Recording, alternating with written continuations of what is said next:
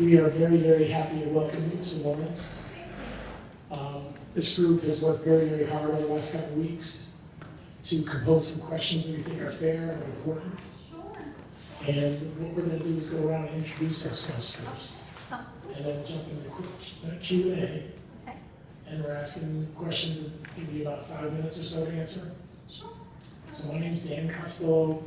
I'm the instructional coach at Parkland Middle School here in Lawrence. And this is my first year, although I've had a lot of years in education, but my first year in Lawrence. Nice. I am Greta Zigbon. I teach grade 10 English here at the high school. This is my 4th year in the district, my 18th year of teaching. Welcome to Lawrence. My name is Jay Oza. This is my 13th year in LPS, and I'm an English teacher at the High School Learning Center, and I work for the LPS Media Department, broadcasting our varsity sports teams. Welcome, my name is Jacob Ogman. I'm one of the counselors at Rise Academy for the district. It's my first year in Lawrence. Welcome. Yes, thank you. Hi, I'm Marty Booth. I'm a special education teacher and also the special ed department chair. I've been in Lawrence for 6 years. Hi, welcome to Lawrence. My name is Juan Matos, and I'm an adjustment counselor at the Hennessy School, and I've been in the district for 3 years. Okay. Nice to meet you. Nice to meet you. Welcome to Lawrence. Yeah. My name is Matt. I teach history here at the high school in Stanford. Hi, welcome. My name is Jason Cornelis. I work at the School for Exceptional Studies. It's a therapeutic day school in the district. Currently, I've been there 8 years. Currently an instructional coach.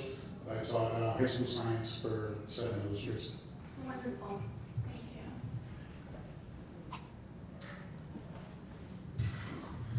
I feel like I'm a thing here, but I'm afraid from that. So again, about 5 minutes per response, and then we'd like to leave about 5 minutes at the end for you to ask us any questions you may have. So the first question is from Greta. Actually, would you like a copy of these questions so you can read them while we're... If you have one, that's fine. Okay. That's okay. We do have extras.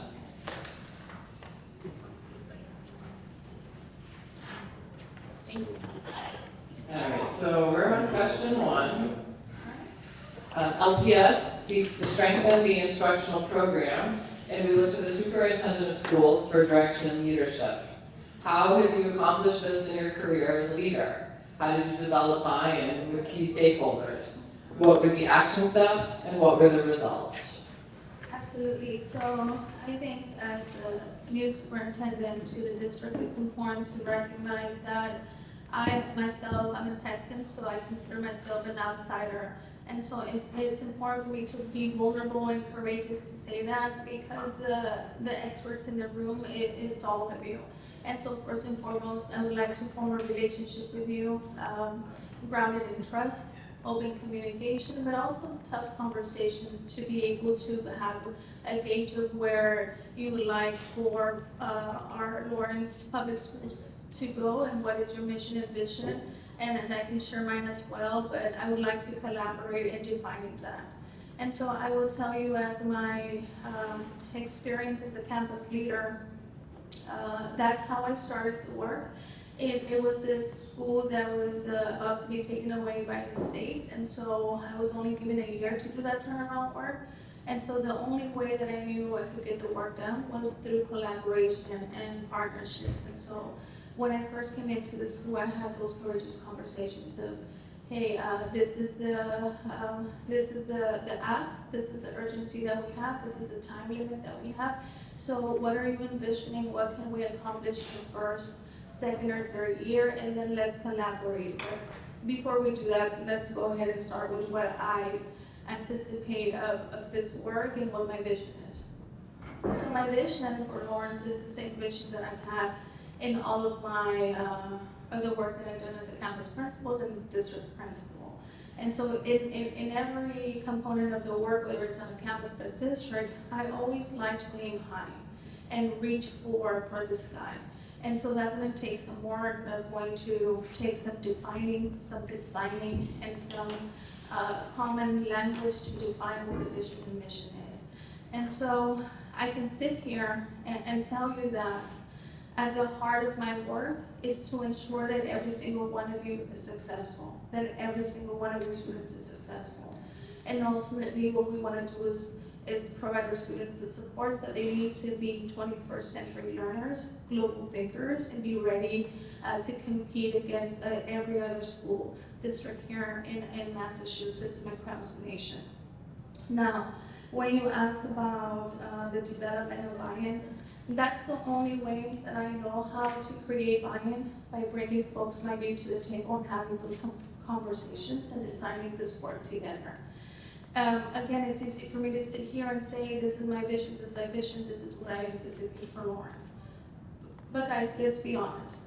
You know, as an outsider coming in, you have the historical knowledge of what's been working well, what has not been working well. And while I can bring in ideas, you can say, yes, those are great ideas. However, I would like for you to think of X, Y, and Z.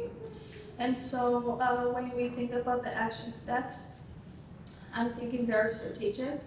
So my mind works in a linear format and in steps. And so the first step would be to provide those opportunities for us to come to the table and design it together. Then we start with the backwards design process. So if this is where we want to be, then what are the steps to get there?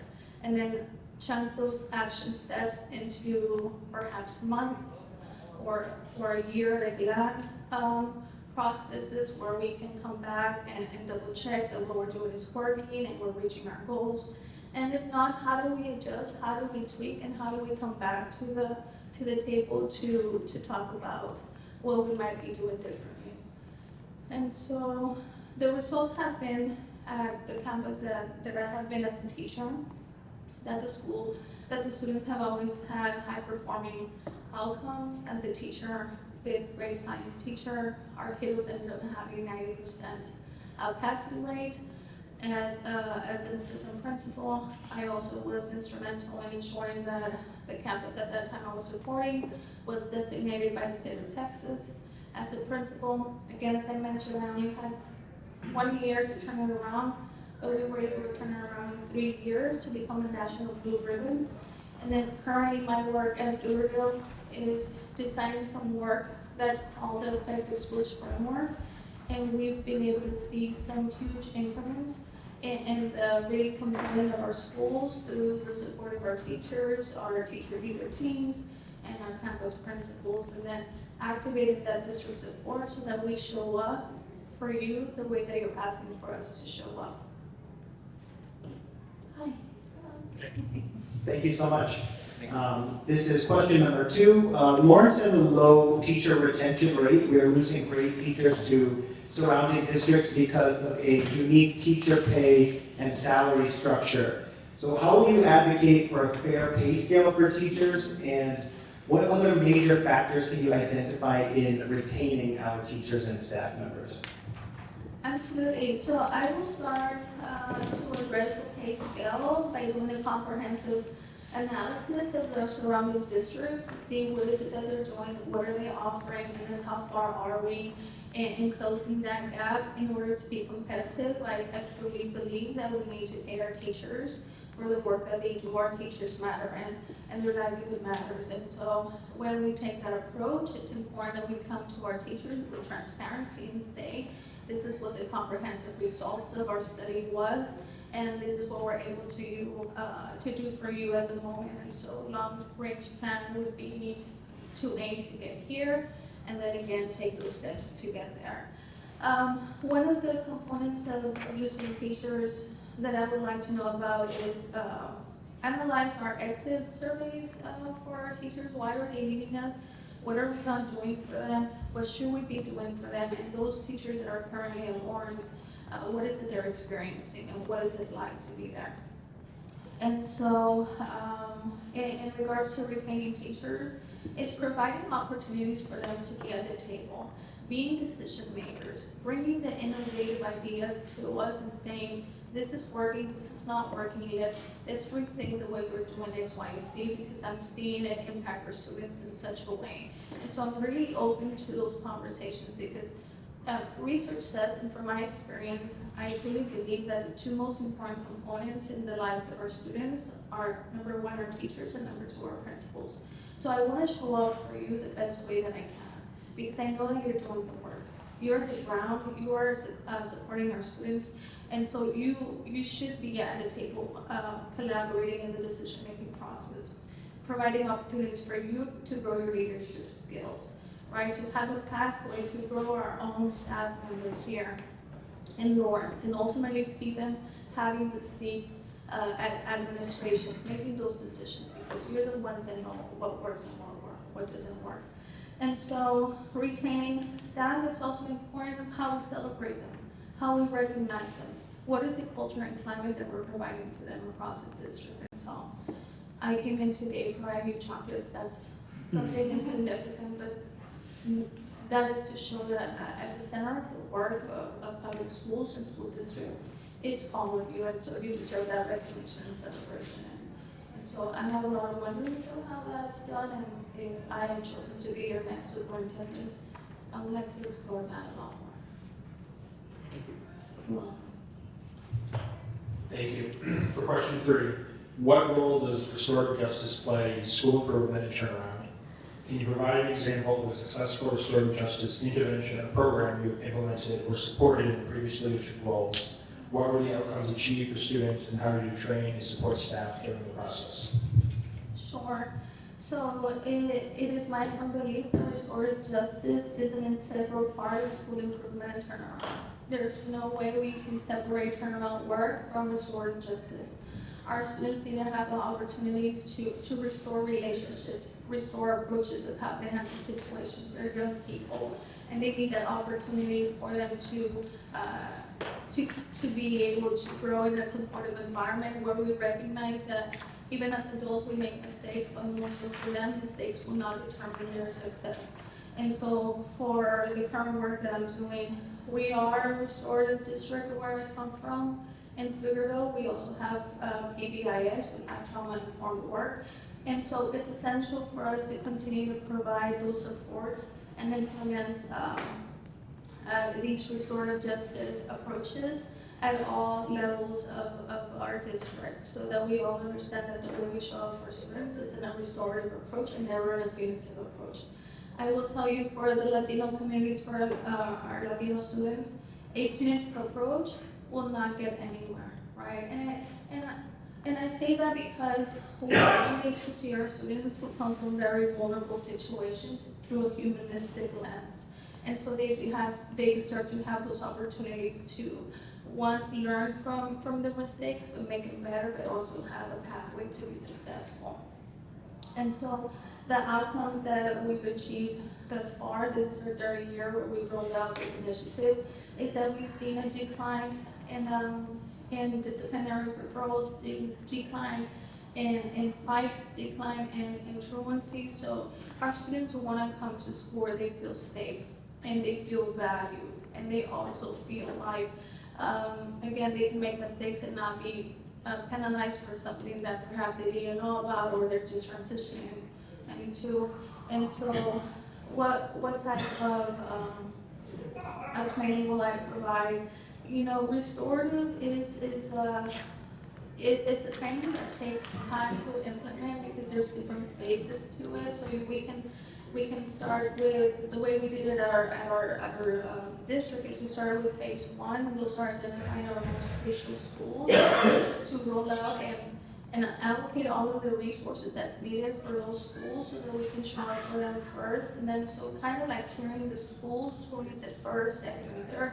And so that took 3 years, like I mentioned. Now we have the whole district be doing that, but throughout those components, what it allowed us to do was to ensure that those staff receiving the training and the skills that we were really 100% to provide them with what they needed. So if you think of a systemic implementation of a program like this, when you try to implement this district-wide, sometimes you don't have the capacity to roll it out with the fidelity that is needed and the resources to make sure that it's successful.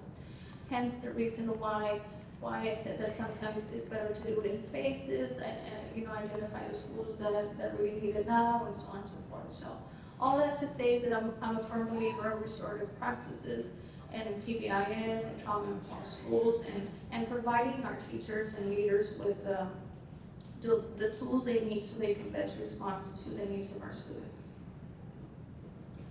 I'm trying to go back to see if I missed something. I think I answered. Thank you.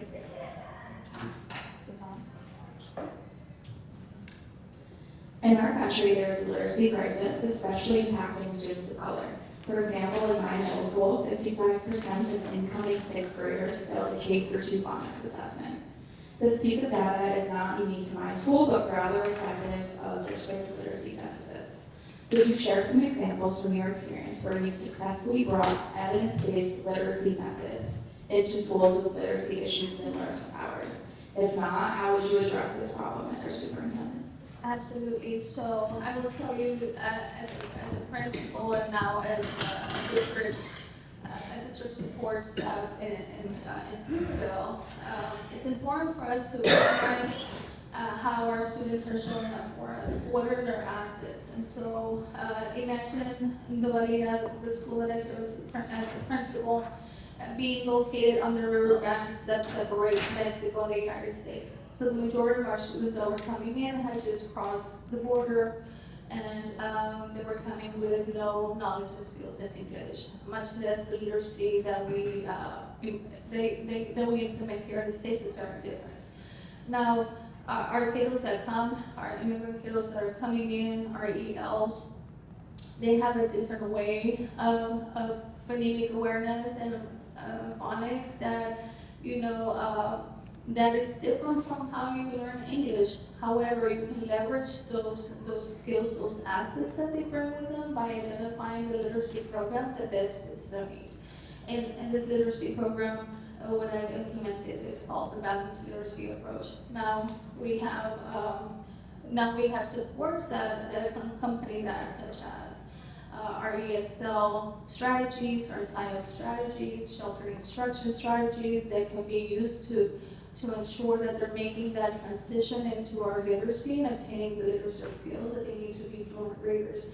And so it's not a one-size approach to this. We would have to have a conversation about what does the literacy program look like now, why is it not yielding the results, and then how can we look at programs that do support the needs of our students, meet them where they're at, and then help them improve other leadership skills so they can become fluent readers, hence showing the outcomes in MCAS. Now, that could mean exploring different types of bilingual programs, right? That could mean exploring different types of ESL supports. That could mean different type of professional development for our teachers. And so I was asked this question by the parents yesterday. And the question was, how will you support a bilingual program for our kiddos who have just come in or who want to increase their literacy?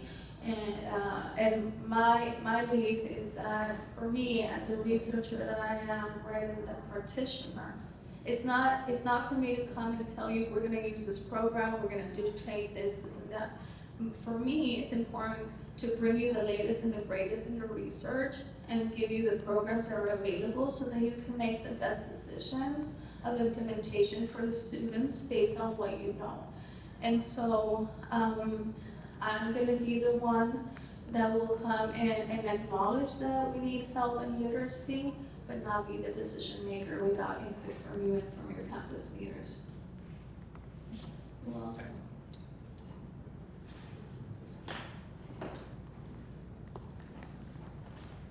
We're a little ahead of schedule. If you want to take a quick breather, sure. you want to take a minute just to. Yep. Coffee, water, food, I don't know. How was lunch? And did you go to Tower Luna? No, my intent was to go to Terminal, but I ended up just ordering empanadas. Oh, To DoorDash. from where? It's Oleada? Oh, yes. You're gonna have a lot of those. I actually don't like Terra Luna. You know, why? think the service there one time. Yeah. But you should. It's very beautiful. Yes, my intention is to try some of the cuisine. I was in Santo Domingo in October doing EA course, some learning on global skills that we can bring back and show our kids and provide some international and national opportunities for them themselves and our campus leaders, district leaders to develop that. And I had the opportunity to try sancocho. Oh, yes. Y el plato que le llaman bandera. La bandera. La bandera. I'm the only Dominican here? I'm Dominican and Spaniard. There you go. Beautiful. So yeah, la bandera is pretty much like rice, beans, and the salad and the meat. Yes. We call it la bandera. Yes. So as I was thinking of my days here, I was like, if there's anything I'm gonna do, I'm gonna go try that because I don't know when I'll go back to the island. But it was a wonderful experience. Here in Lawrence, you can have that every single day. Okay. Great. In every corner you have la bandera. Everywhere. Every bodega they have. En los tres golpes. Sí. What is that? Mangú, Mango. salami, Salami. fried cheese, and and fried eggs. Fried eggs. Fried eggs. And then the onions on the top. That's my favorite breakfast. Oh. I think that was fun. So in every bodega you can find food here. Oh no, this water. Every- Take a water. Every corner. Yeah. That's excellent. All right, I think that brings us right back to schedule. All right. Hi, Emma. So hi. I'll be there. Hello. Attendance is an issue facing our district. Many of our students travel frequently, work to support themselves and their families, and struggle with mental health. What solutions have you implemented to increase attendance rates, while remaining culturally sensitive to our students, staff, and families? Absolutely. So I will tell you that I've had the privilege to support a lot of our students that live like the students in Lawrence in the communities that I serve. And so it's important for us to recognize that our families, the dynamics of our families are very different in the sense that we're very communal. And so that means that we all look forward to our families' well-being one way or another. And so until we start thinking of our families and how they operate, right, and what's expected of their kids to contribute in the way that we educate them, it's not until we start to think of different ways to support them. And so during the pandemic, in 2019, when I first went into Central Texas and servicing our high schools, our kids were literally torn between coming to school or providing for their families or helping their siblings because families needed to go to work and whatnot. So it was important for us to create a flexible schedule for these kiddos to do both things at the convenience that they felt was appropriate for them. And so, it's heartbreaking when we find out that there's a student who has a laptop open and doing the same work because in their hearts, they want to do what's right. They want to be successful, but they don't want to fail their families. And so it's important for us to recognize who our families are, their struggles, right? But that they're also hungry for success. And so for us as leaders and educators, we have to be able to have some flexibility in the deciding of the day for them and not be exclusive to say, oh, you didn't come to school from 8 to 5, so hence you're going to be penalized in X, Y, and Z. Absolutely not. We're going to have to find innovative ways to continue to engage with our students. Now, one of the main factors of attendance is the experiences that we're providing our kids in our schools, in our classroom. We have to give them a reason to want to be here. And so when I talk to the student leaders that were asking me the questions, every single one of them, I had this final question for them. I said, what is it that you want to do when you graduate?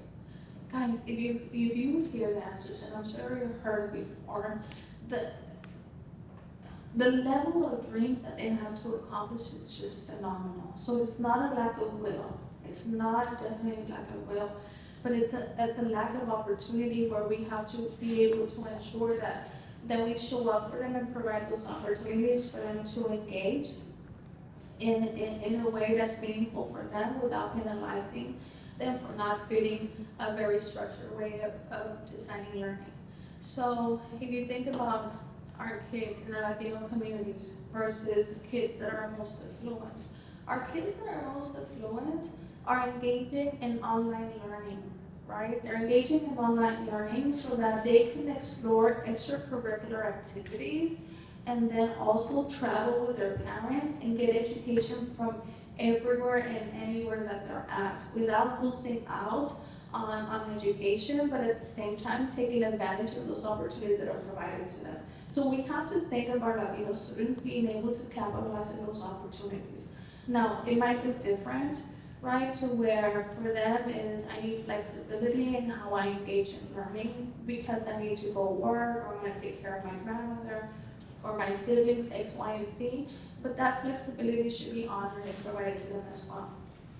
And so some of the solutions that I would bring to the table is one, have a conversation about what are those experiences that our students experiencing on our campuses when they come to campuses and are we meeting their needs? Two, how can we be innovative in the approach and we deliver teaching and learning to them so that we're not penalizing them for not fitting a brick and mortar schedule? And then three, what is it that we can do for them and their families and bringing this cultural lens of we recognize what's going on in your family, please know that we're 110% behind you to ensure that you reach your dreams.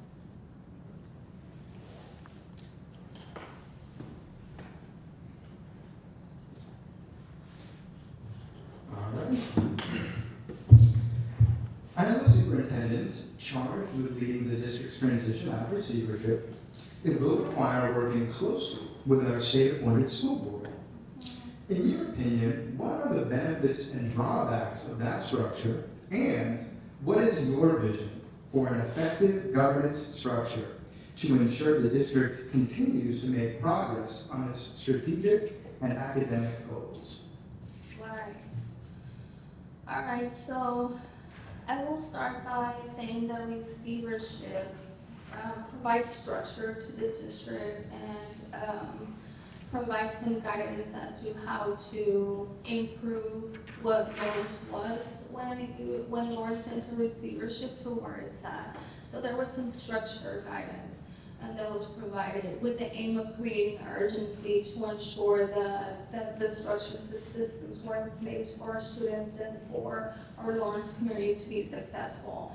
And so that could be seen from a positive lens. The other side of that is that it really limits the availability and the innovation that comes with wanting to be addressing the obstacles and challenges that first got Lawrence into that place.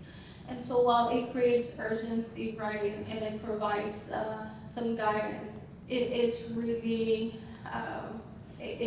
doesn't lend itself to innovative practices such as the one I just spoke about, because we still have to be compliant to ensure that we follow DESE's guidance in this. And so when it comes to governance structure, it is my understanding from my experiences that in order for us to have a governance that leads us out of receivership, we really have to have very positive relationships, align our efforts and our missions, and ultimately make sure that when we make decisions and policies and have those discussions, that our teachers and students and our leaders and our parents and community members are at the forefront of those conversations, that we don't lose sight as to what we're asking in the policies and the processes and the systems that we want to implement. And so one of the strategic ways that we want to reach our academic goals is, again, truly believing that Lawrence, when it started receivership to where it's at now, has made great gains. And that is to be celebrated and recognized. And so what we want to do is leverage those things that are working, celebrate them, and also think about, okay, so now what is the next step for us to continue to do this work, eventually leading to be out of receivership. And so again, I'm going in my mind, very linear thinking. This is where we're at. What is our goal? How long do we want to take to reach our goal? And what are those action steps that we need to take collectively? For me as a superintendent, there's 3 things that I see myself involved in. One is to make sure that I represent your voices everywhere that I go, and that I communicate effectively to those that I'm in front of, your desires and what it is that they see in this work and how we can get it done. 2, I would like to advocate for you and ensure that your voices are being heard and that I'm asking your asks. And that 3, that I become a liaison between the schools, the teachers, the students, and our leaders, so that I can bring in resources that I'm able to acquire in order for us to reach those strategic goals that eventually are going to get us out of receivership. And so, let me see, what ways have we been able to engage stakeholders in consensus? So, one of the fundamental ways, as I mentioned before, to engage stakeholders is to have those clear, transparent conversations and be vulnerable about the challenges that we face, right? So I believe in brave leadership, and brave leadership is just standing before you and being brave about the challenges that we're facing and asking for help to have innovative ways to then address those challenges if plan A did not work, or would be plan B and plan C. And so there's 2 things that I think through in complex issues. One, you can have a complicated matter, and you can find a way to solve it through a methodological approach. But when you have a complex problem, there's no way you can find a one-way solution for it. Because it's so complex, it's going to take a lot of us to come and have those courageous conversations, accepting different lenses, different views, and then having contentious discussions about what would be the best way forward. And so in this case, I wish to have a complicated solution for you, but there's none. It's complex and it has very many layers to it, but I'm starting that together, having these conversations, being transparent where we're at, the challenges and how we can overcome them will help us to lead and get us out of this complex situation that is a receivership. Now, that is not to say that, that is not the goal. That is the goal. I'm just keeping the time, so. So finish your thoughts. No. So ultimately, to be transparent, that has been the ask of many of the groups that I've met with to get out of receivership. And so if I am selected as the next superintendent, know that that is the work that I anticipate doing. Thank you very, very much. You're welcome. And thank you for staying precisely on schedule. Really appreciate I get a Chinese star. Okay.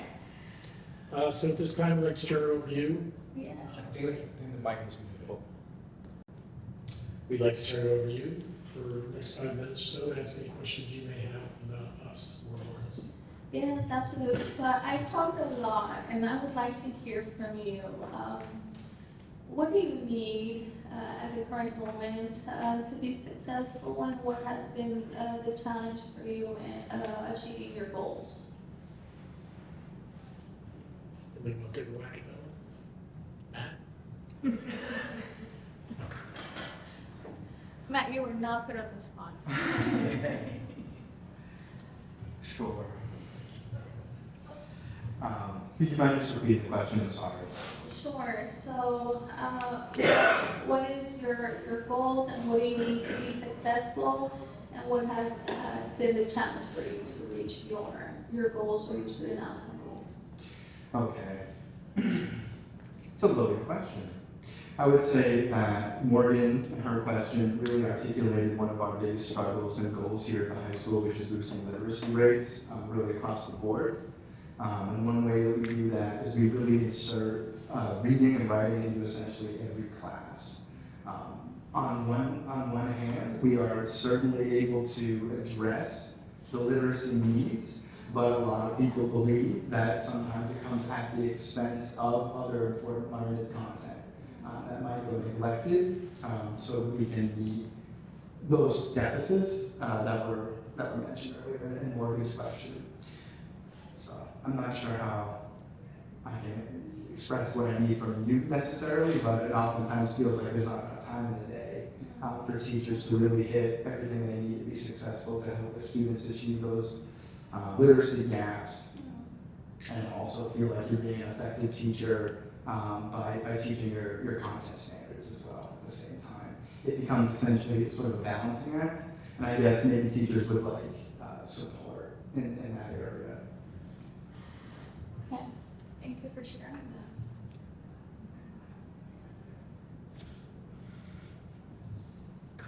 So while you guys are passing the mic, I'll tell you in Texas, the biggest need we see is math. So where our reading literacy has been able to maintain itself even after COVID, that our math has been significantly impacted. And so that's the work that we're currently focused on. I'm wondering and I'm curious about how math is doing as well in comparison to literacy. So. Do we have any math people here? I don't think so. I know I can speak briefly as a 10th grade teacher, because we have math MCAS is fast approaching, and many of our students are quite behind at the moment. So I think there are anxiety, or 10th grade anxieties at least. They feel more confident with their literacy skills than they do with their math skills. So while they're behind in literacy, they are also behind in math.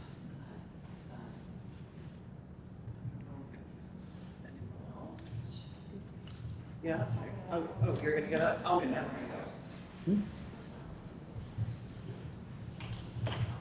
Hi again. So in the terms of the question number 5, when I asked a question about mental health, Yes. that's one of the areas that I work as just a counselor.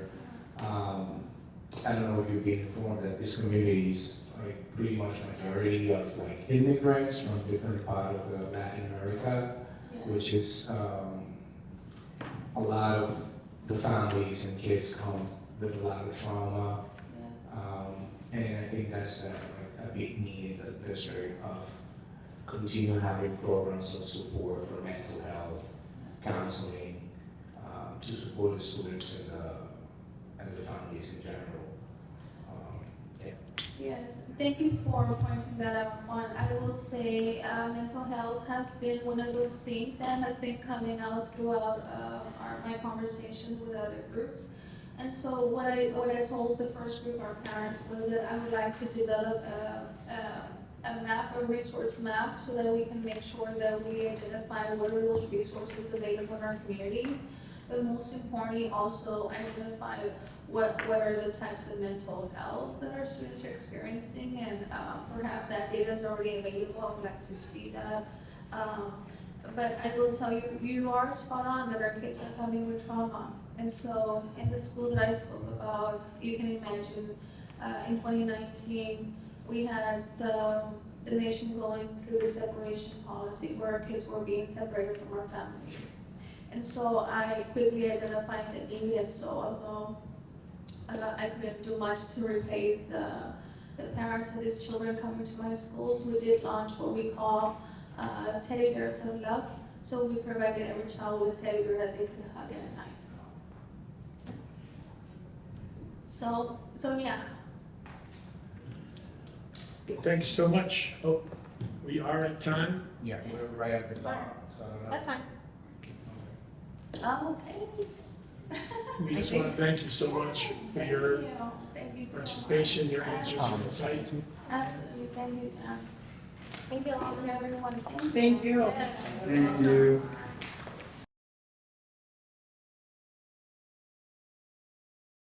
So we are here as representatives of teachers and the other licensed staff in Lawrence Public Schools. And we Teachers and other licensed staff, you said? yes, sir. Can you give me some other licensed staff? In what positions? School counselor?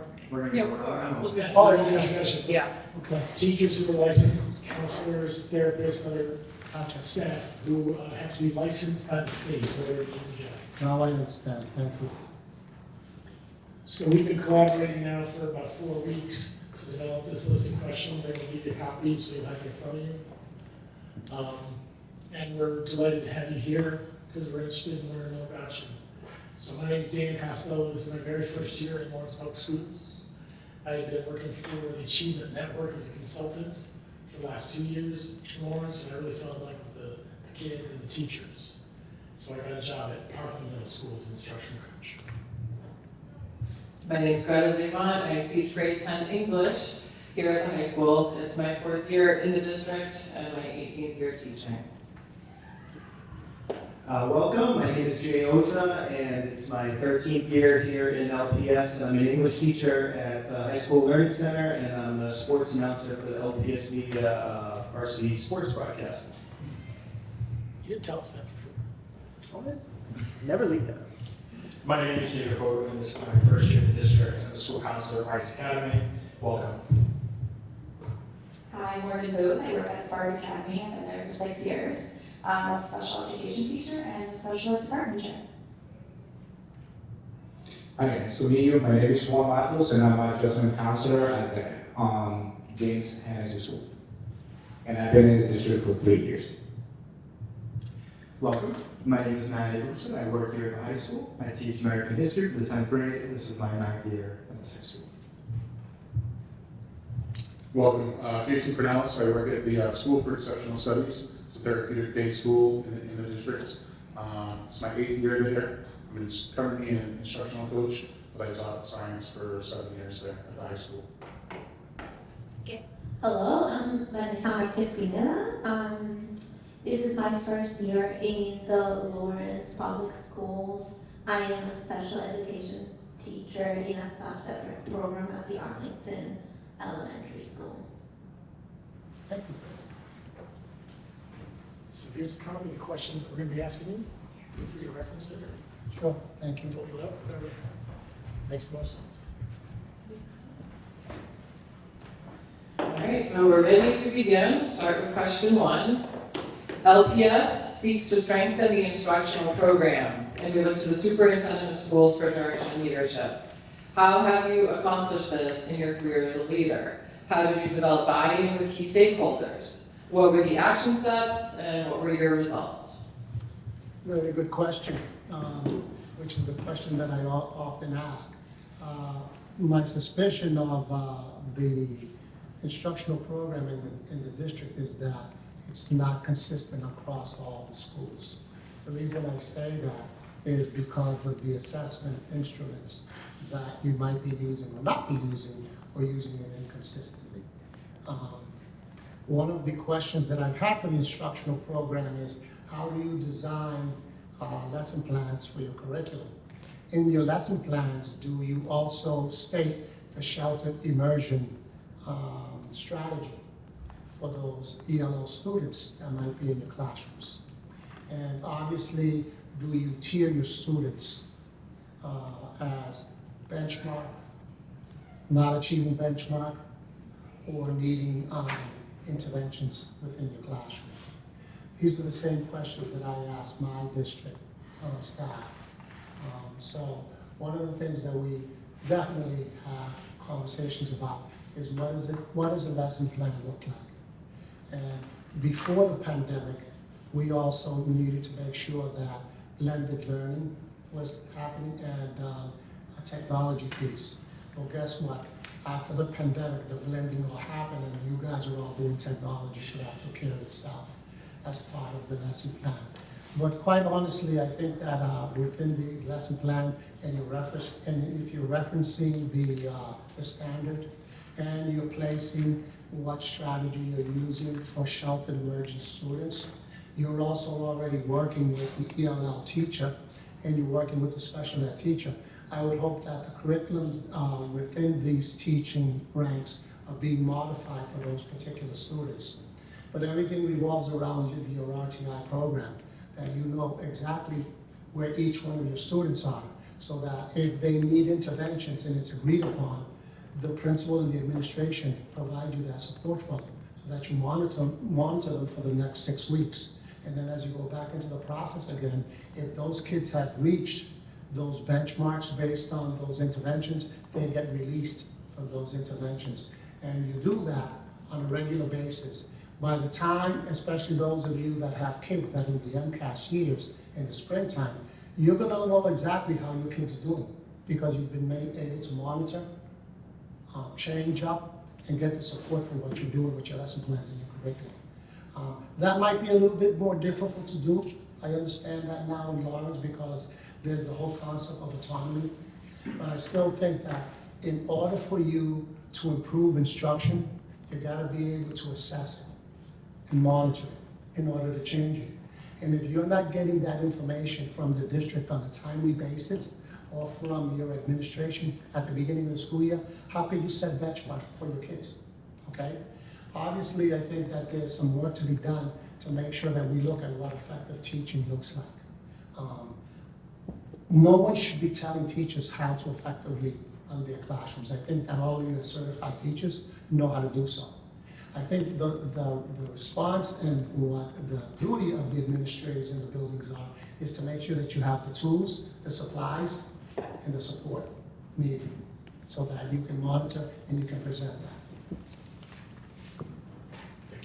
Thank you very much. Question number 2, moving on. Lawrence has a low teacher retention rate. We are losing great teachers to surrounding districts because of a unique teacher pay and salary structure. So how will you advocate for a fair pay scale for teachers? And what other major factors can you identify in retaining our teachers and staff? Unlike what you might hear or what I read around the newspapers about teachers in charter schools, I thank Lawrence Public Schools for giving me your career ladder when Riley was here. I took the career ladder structure and put it on steroids. So my teachers on a regular basis have the opportunity to make a minimum of 5% up to 14%, depending on where they are in their professional development, in their subcommittee work, their student performance, and obviously being evaluated with the 4 rubric areas within the standard of what the evaluation instrument is. I think it's fair that we should have conversations about how do we replicate some of that, because the philosophy that I put in place when I did that is because I think that we should try to get teachers in their youngest years to reach maximum amount of pay because they have the maximum amount of energy versus just sitting in a seat and doing time. So I believe strongly in professional development, and I think teachers should control their own professional development destiny. Oftentimes when they're only in their first 3 years, they need guidance from their administrator, but clearly once they reach professional status, they know exactly what they need to do. In my school district, believe it or not, the evaluation happens in October. That's why you get the information about your students right up front. So now you know exactly what you're capable of doing with your special ed students, your ELL students, and your regular ed students. And if you don't hit that benchmark at the mid-year point, you have a conversation with your administrator or your principal, and if it needs to be adjusted, it needs to be adjusted. The other piece is professional development, and the last one, obviously, is your committee work. So you're required to participate in committees in our school district for all kinds, whether it's curriculum committee, whether it's after-school committee, whether it's book talk, and any teacher that's involved in any committee work, it's not done for free. Everyone that's part of our committee also receives a stipend. I've worked hard and long. I believe Lawrence's current contract, a novel teacher, a novice brand new coming in, is $57,000. In my school district is $61,000. And the reason it's like that is because I gotta be able to compete. I don't got $282 million. All I got is $17 million. So making sure that we can attract teachers from that perspective of making sure you give them a good salary is important, okay? The second part is how do you retain teachers? You gotta create a climate. The number one reason why teachers or staff leave public schools is they don't feel safe, they don't feel valued, and their voices aren't heard. Lo and behold, charter schools are not the panacea of public education. In fact, just yesterday, Codman Academy just voted to become part of BTU. Now there are 8 charter schools that are unionized, and charter schools can be unionized. Do you know what the common denominator was why they became unionized? Hostile work environment and teacher voices not being heard. I am the type of individual that I come to the table and I tell everybody that comes to the table, you can bring me your problems, but be prepared to offer suggestions and solutions, okay? When I was a school board member here in the 90s, professional development wasn't even heard of. I was the one that presented and put together the 21-point system for teachers, for professional development. I strongly believe in professional development, not just for teachers, for custodians, for food service directors, and for the superintendent. If we don't stay apprised of what the innovations that are going on in public education, we become stagnant, and it's unfortunate. So I hope that through collaborative working relationships, we can sustain teachers. We need to talk about safety because the safety that's happening in the schools is all a question of image. I think you got great students here, you have great students in the grammar school, and you got great staff. We're working now on strategies for recruiting teachers. I think that the whole concept of emergency licensures was okay, and maybe we still need to have a conversation about that. But now that we have these emergency status teachers, guess what? They're not like you guys. You guys all went to teacher prep schools. When did they do their internship? What do they know about differentiated instruction? So in my school district, I opted to increase what is referred to as the mentor program. So any emergency status teacher that we have, we've increased the support for them to make sure that they can reach the level of a certified teacher. So now they have to go through 5 years of mentoring program. But we also provide salary support for that for them. Okay? Thank you very much. Thank you. Question 3. What role does restorative justice play in school improvement and turnaround? Can you provide an example of a successful restorative justice intervention or program that you have implemented or supported in previous leadership roles? What were the outcomes achieved for students, and how do you train and support staff during the process? I'll start with training. I think that the entire school district and every school needs to be trained in restorative justice.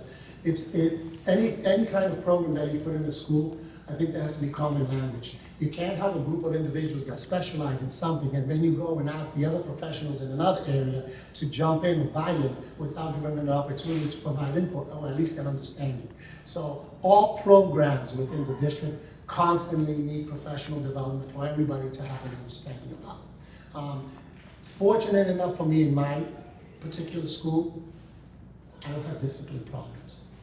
The discipline problem that I have, the biggest one is if you didn't do your homework, so you're here Saturday from 8 to 12, and I know that it's not going to happen. I have a 1% or less recidivism rate because usually your mother or father bringing you to school on a Saturday morning, those are interesting conversations, okay? So the other one is you don't got your belt on.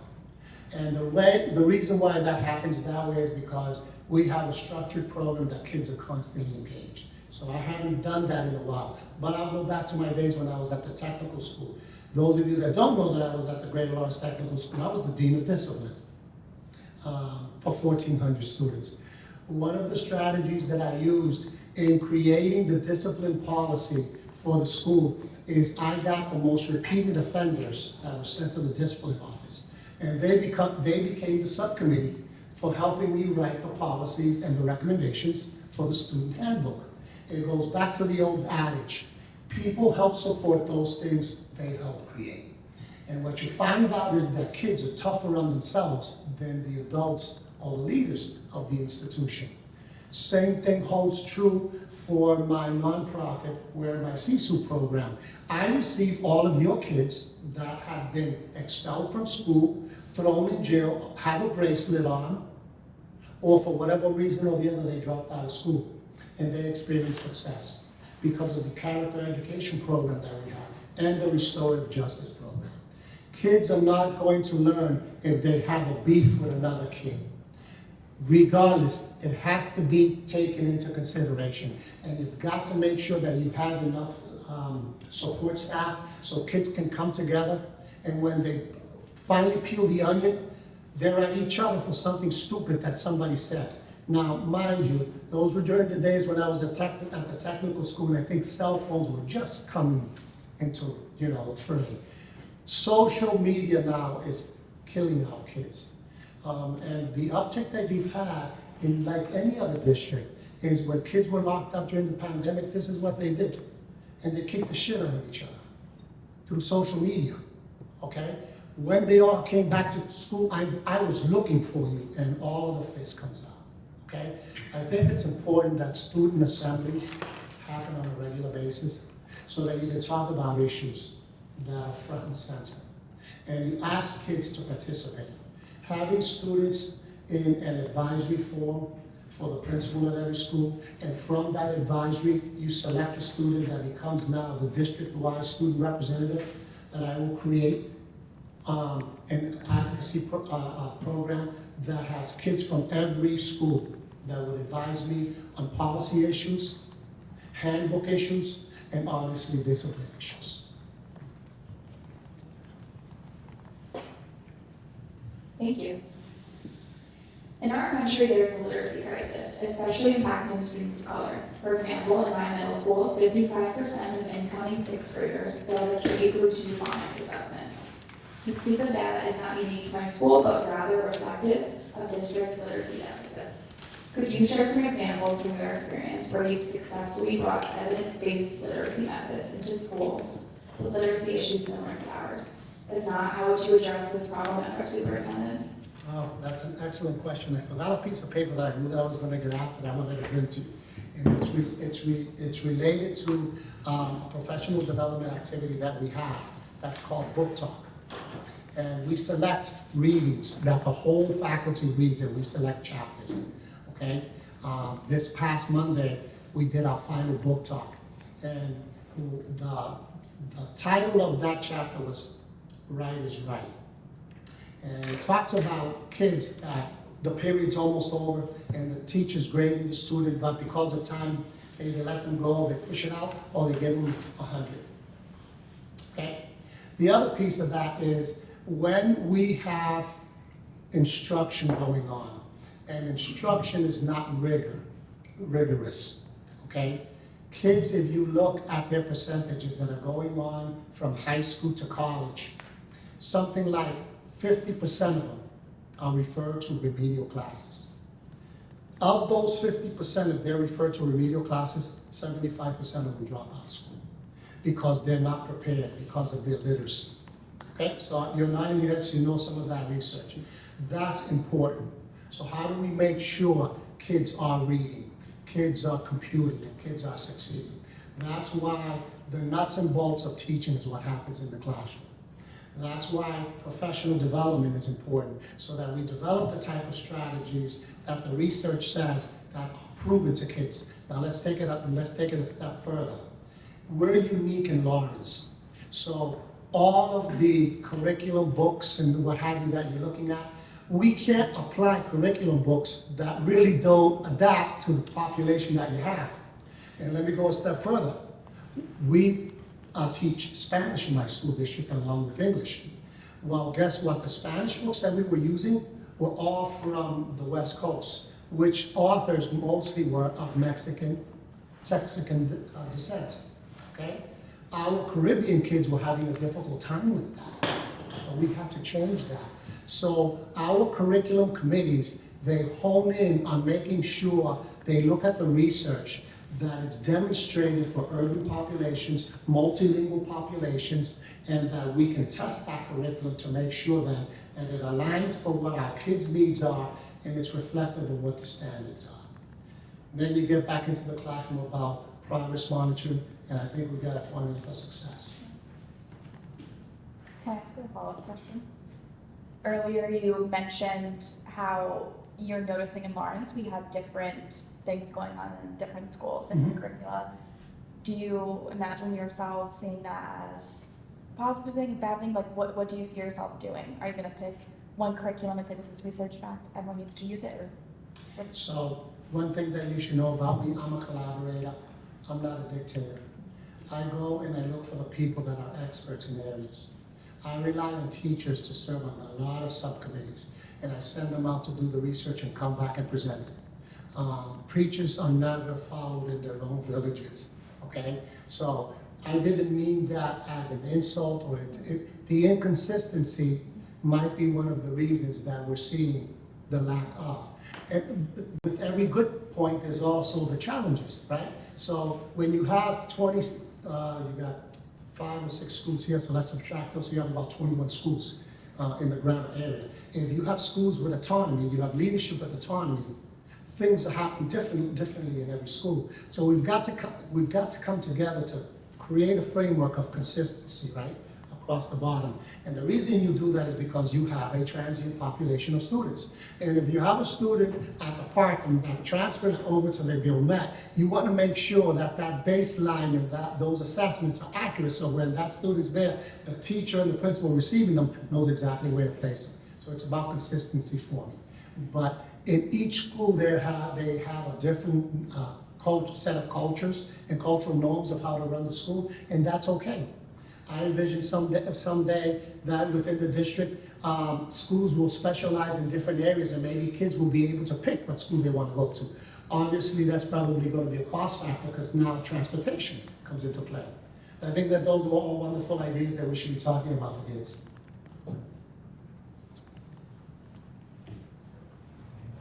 Alright, hello.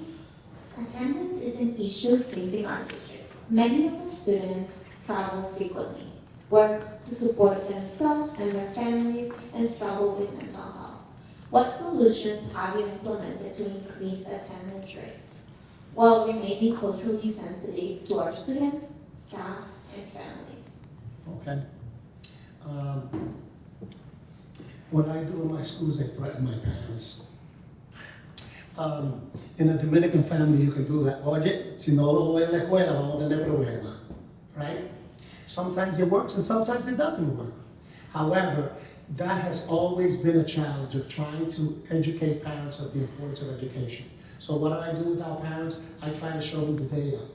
When kids are missing this many days in school, this is what they're missing out on. You capture some of them in that modality.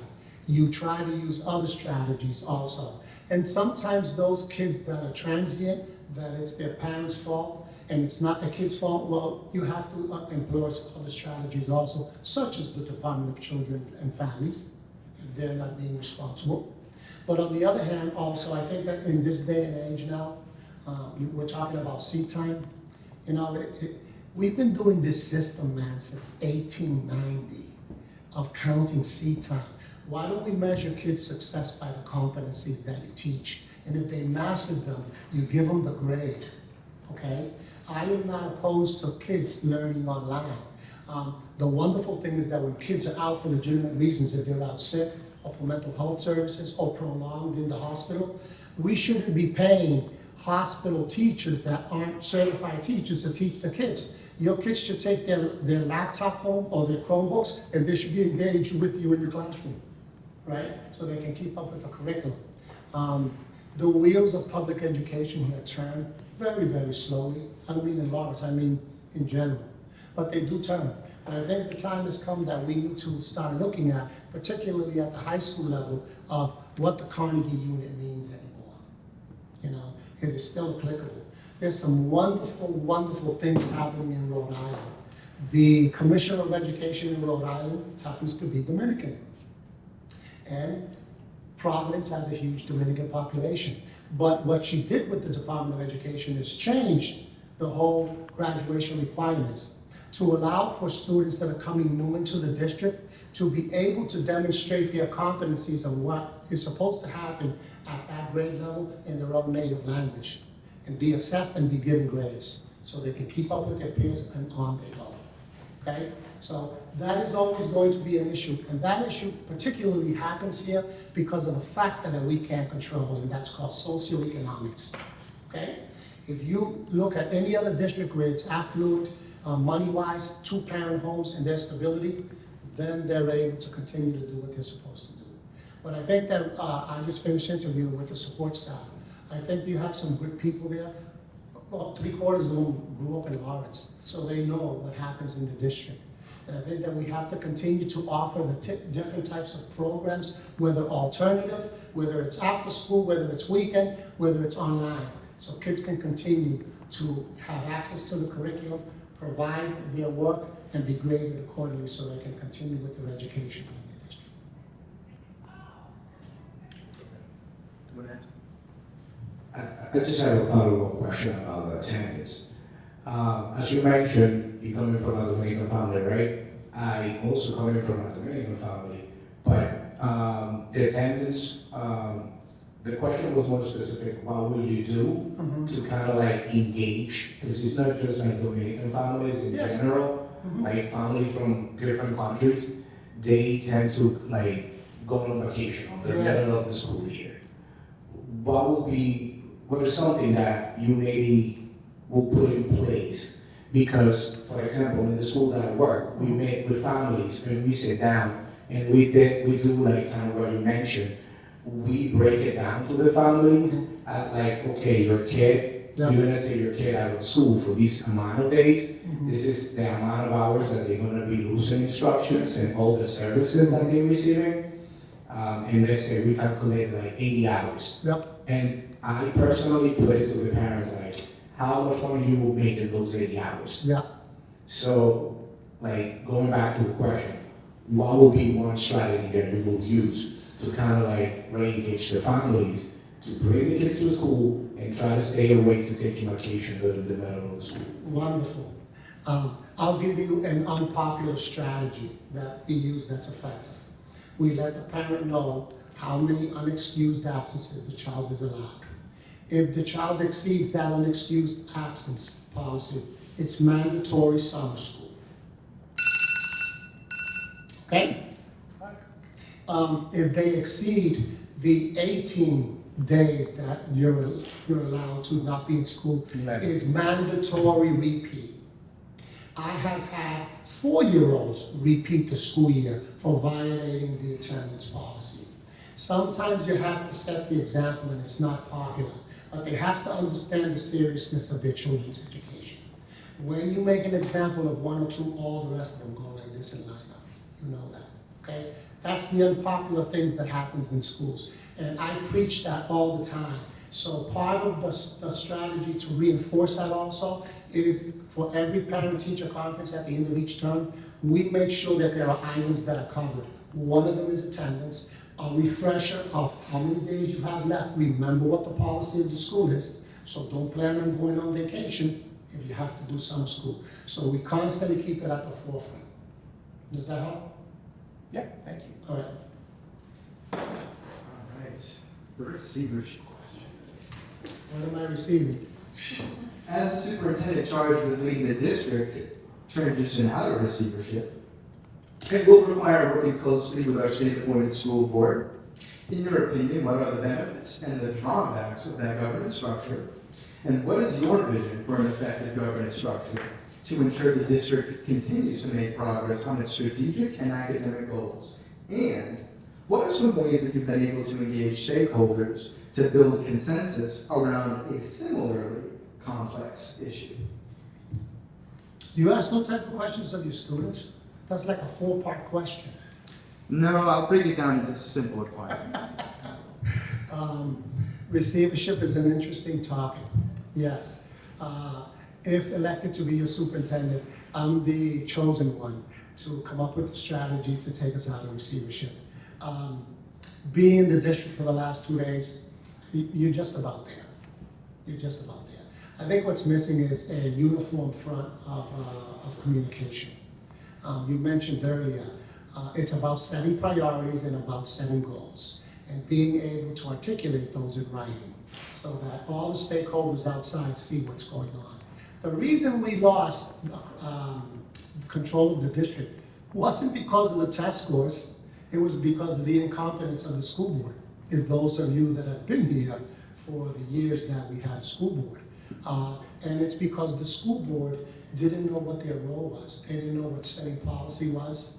They didn't know how to work through a budget. and I'm not being critical of them, because I also was a school board member here in Lawrence back in the 90s.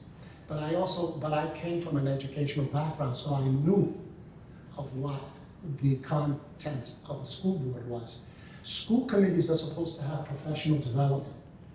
Our school committee never attended any type of professional development to understand what their role has been, okay?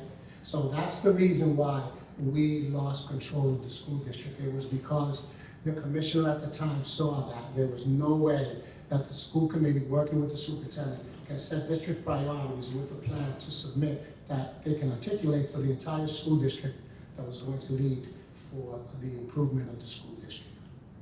The other topic, the structure of the school board. I know that they're talking about a hybrid method right now. And the reason they're talking about a hybrid is to appease some of the constituents that we have in the city that feel the democratic process should prevail and people have a right to run for public office. So the compromise was, let's present a hybrid.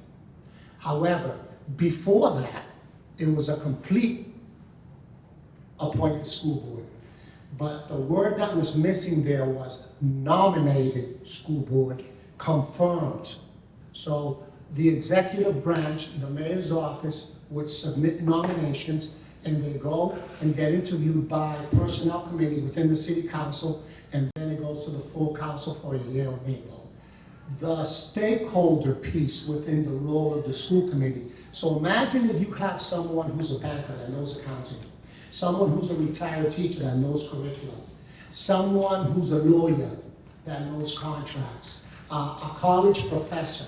So if you discuss what the needs of the district are and you create those positions for nominations, you make sure that you have to submit when those terms are up for each one of them. You have individuals that capture expertise in the areas that a superintendent and its administration are going to be putting forth.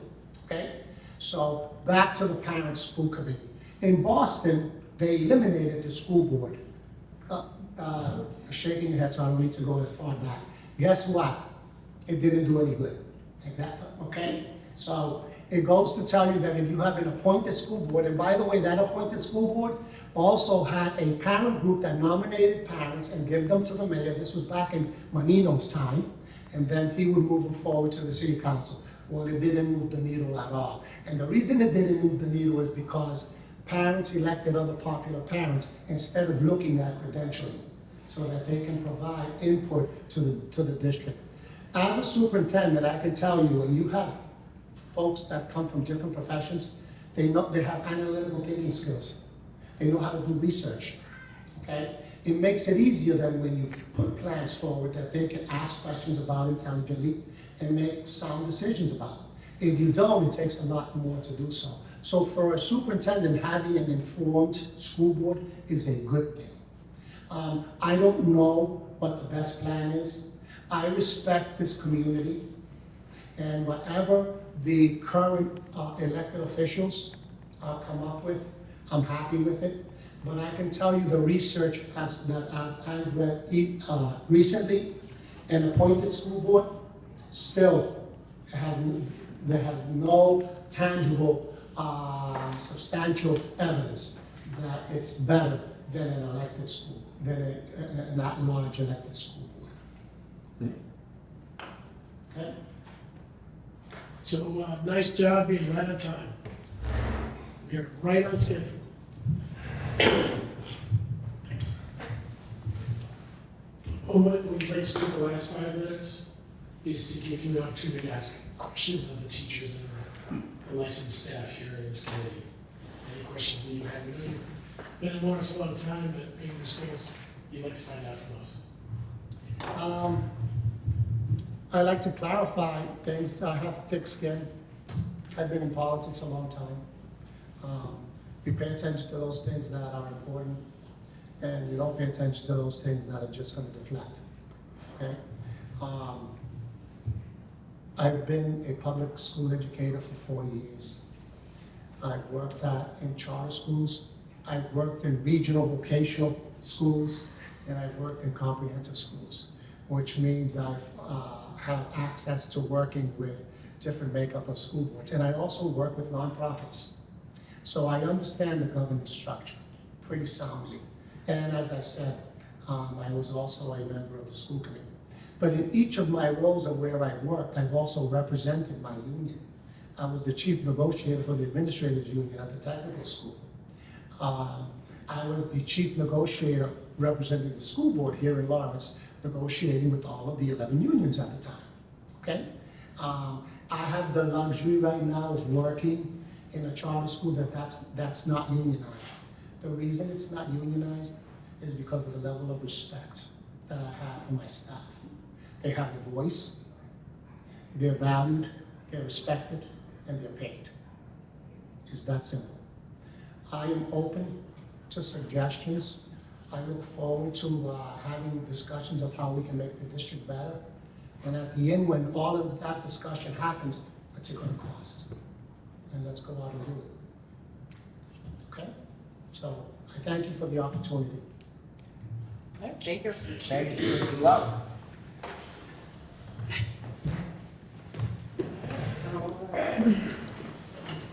Thank you very much.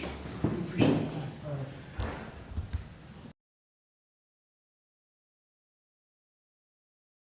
Hey, good evening. We are expected to cover 6 questions in 35 minutes, so we're running on a schedule. We also recognize that you're probably feeling pretty tired after today. We will be keeping time, just so you know, and we are going to introduce ourselves before we get to the questions. So my name is Greta Zigmont. I teach grade 10 English here at the high school. I've been in the district for 4 years. And teaching for 18 years. My name is Dan. I'm the instructional coach at Parkland Middle School. First year in the district, 31st year in education. Hope to retire soon. Thank you. No, next year, right? No. Welcome to Lawrence. My name is Jay Oza, and this is my 13th year in LPS. I am an English teacher at the High School Learning Center, and I'm the announcer for our LPS Media sports broadcasting team. Welcome, my name is Jacob Ogman. I'm in my first year in Lawrence Public Schools, and I'm a counselor at Rise Academy, one of the alternative schools in the district. Hi, I'm Lauren Booth. I'm a special education teacher at Spark Academy. I've been there for 6 years and love it here. Thank you. Hi, nice to meet you. My name is Juan Matos, and I'm an adjustment counselor at the Hennessy School. And I'm in my 3rd year of in the school district. Welcome to high school. I teach here at the 10th grade. I teach American history. My name is Matt Abramson, and it's my 9th year at the school. Hi, I'm Jason Cornelis. I work at the School for Exceptional Studies here in Lawrence, a therapeutic day school. I've been there 8 years now. I'm an instructional coach currently, but taught science at the high school level for 7 years. Hi, Likia. My name is Vanessa Marquez Pineda. I work at the Arlington Elementary School as a special education teacher, and this is my first year in the district.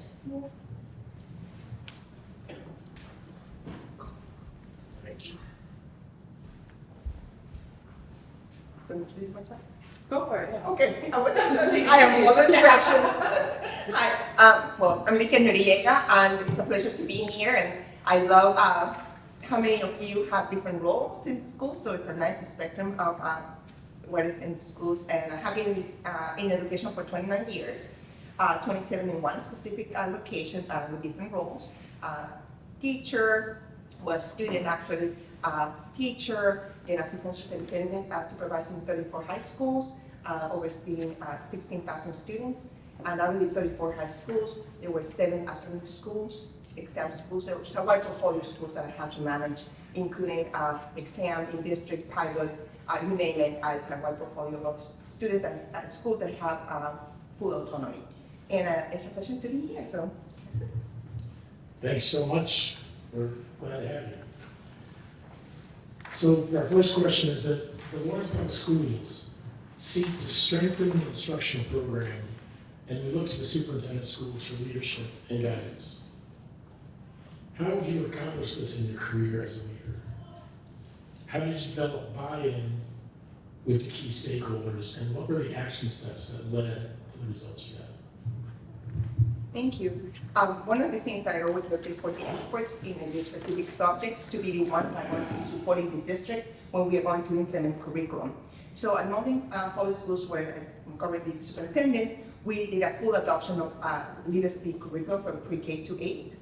One of the things that we did is to pilot different programs, and of course the teachers were the ones that were piloting, we received feedback from them, and when we finalized the selection of our curriculum, which was amplified, we developed a series of stipends and workshops for teachers to be the ones designing the lesson planning, even though we had a full curriculum, but as we know, a curriculum from a box is not the same thing that actually what teachers need in order to teach. So there were a lot of teachers that engaged in the summer, trying to create units, program studies, and in the program studies that we created, teachers, leaders, and teachers that were paid after school and during vacation time, and I thank them for the time, they were able to create pacing guides and curriculum mapping for the subjects alike and grade level. So that is how deep the voice of the teachers is on the decision making, not only selecting the curriculum, but actually going and saying, what was this curriculum that comes in a box? What was going to be the pacing of how it was going to be taught in every single grade level? And it was very horizontal that they done. We had directors of instruction, but the director facilitated the conversations. So going back here, how do I engage teachers is you are the experts, and that's what we rely on that. How do we focus on instruction? It would be having conversations in every single school, because I know that every single school has autonomy and every single school has a different DNA. So it would be great to have open forums to find out how can I serve you to make sure that you're going to be successful in the classroom. Do you have the high quality materials, the high quality professional development? If not, how do we design it together with the school leaders? Thanks very much. Question number 2 is, Lawrence has a low teacher retention rate. We're losing great teachers to surrounding districts because of our unique teacher pay and salary structure. So how will you advocate for a fair pay scale for teachers? And what other major factors can you identify in retaining our teachers and staff? So bargaining would be something that we have to learn how it's done in here, because every district does it differently, and to see what options we do have if we cannot rearrange the salary scale, because I don't know when the negotiations are going to start, and what is the ask of the union, is to find out opportunities for stipends. Once again, this is something that I'm getting in other districts where I know it doesn't help because it doesn't go to every single person, but it helps a lot to for teachers who want to explore different options to get a little more of salary. So that would be engaging with the unions, engaging with the city, looking at the budget. So far I haven't seen it, to be honest with you. So that would be something that we have to start looking more into. What is the baseline? What credits are allowed or not allowed? And engage with the union to try to find out what is the ask and how we can actually match or get together and come with a very good and strong CBA, especially with the salary scales. The other one is for the retention of the teachers. We know that after COVID, things change, especially for the ones that have been in the districts for many, many years. Behaviors of the students change, and also the internal and external factors of stress in the adults' personal life has changed, is to create the wraparound services in schools. I know that every single city has the employee program to support them, and offering counseling, but it's a flyer. So one of the things that we like to do with the city is how we can actually activate it with our partners to bring people to these schools with specific days and times where they can give workshops on how to take care of themselves, and also open spaces and hours to hear and just pay attention to our caregivers. When I say caregivers in the school, it's the educators, because we're giving the care to our students. I want to make sure that when those factors are taken care of, that people will stay because they know that we love them and we are going to be taking care of them. The basic things in life sometimes is the thing that takes people away from our schools, and that is when people feel that nobody respects them as educators, they don't have a voice. And also when things are going through their lives and nobody's paying attention to that. So I want to make sure that we create our wraparound services per school, not a district, once again, because that is very empty sometimes, but per schools that educators will decide what it should look like and who should be supporting them.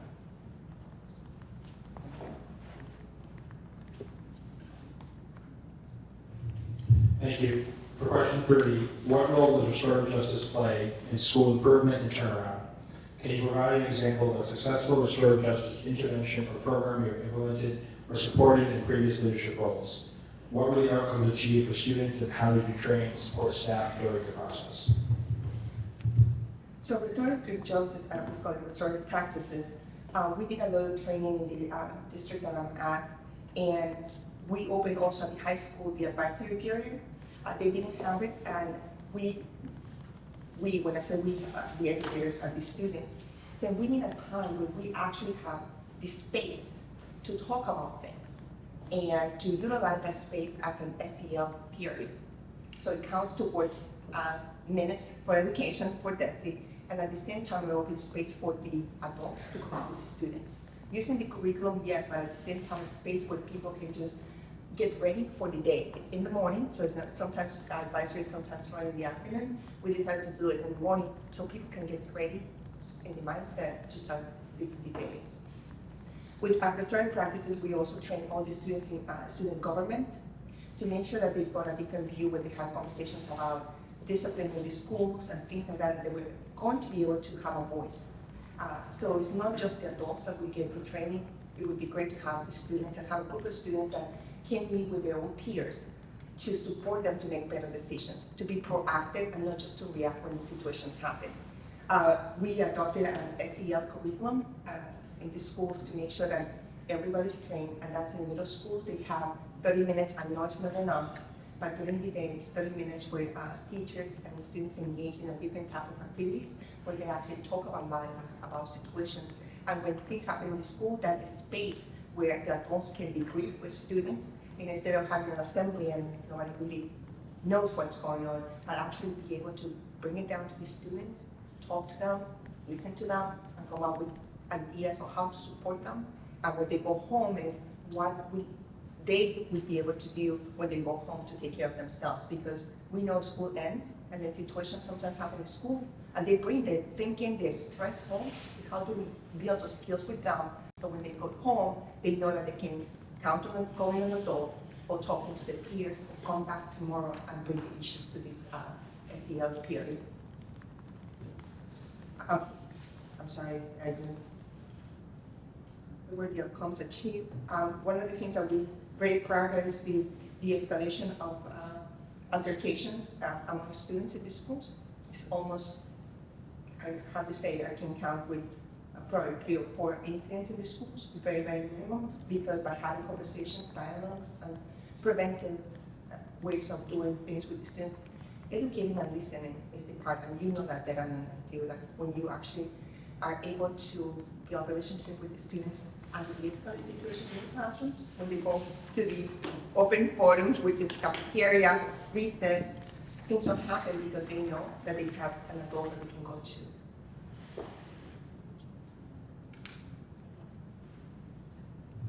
Thank you.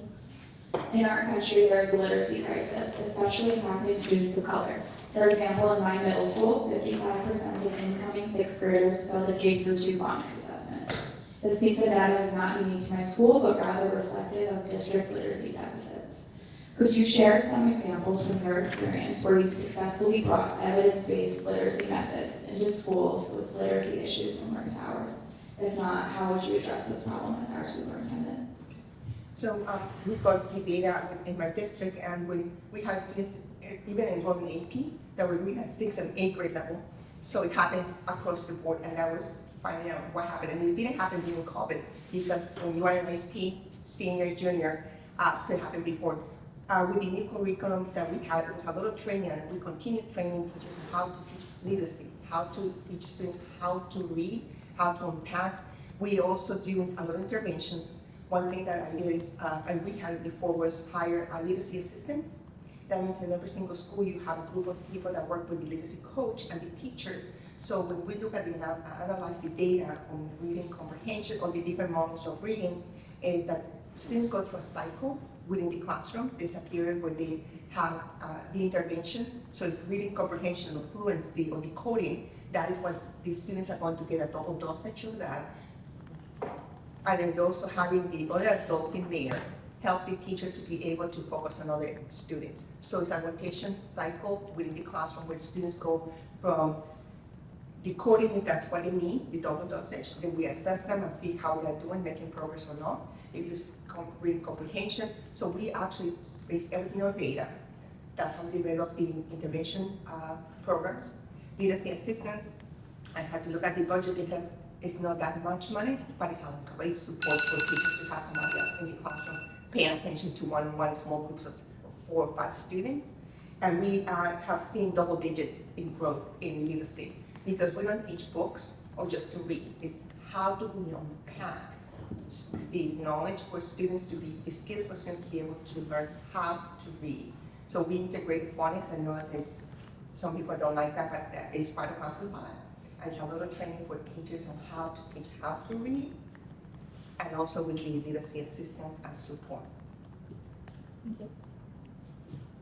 And we make you say we put in a high school level too, because it was needed across the board from pre-K to 12. Attendance is an issue facing our district. Many of our students travel frequently, work to support their families and themselves, and struggle with mental health. What solutions have you implemented to increase attendance rates while remaining culturally sensitive to our students, staff, and families?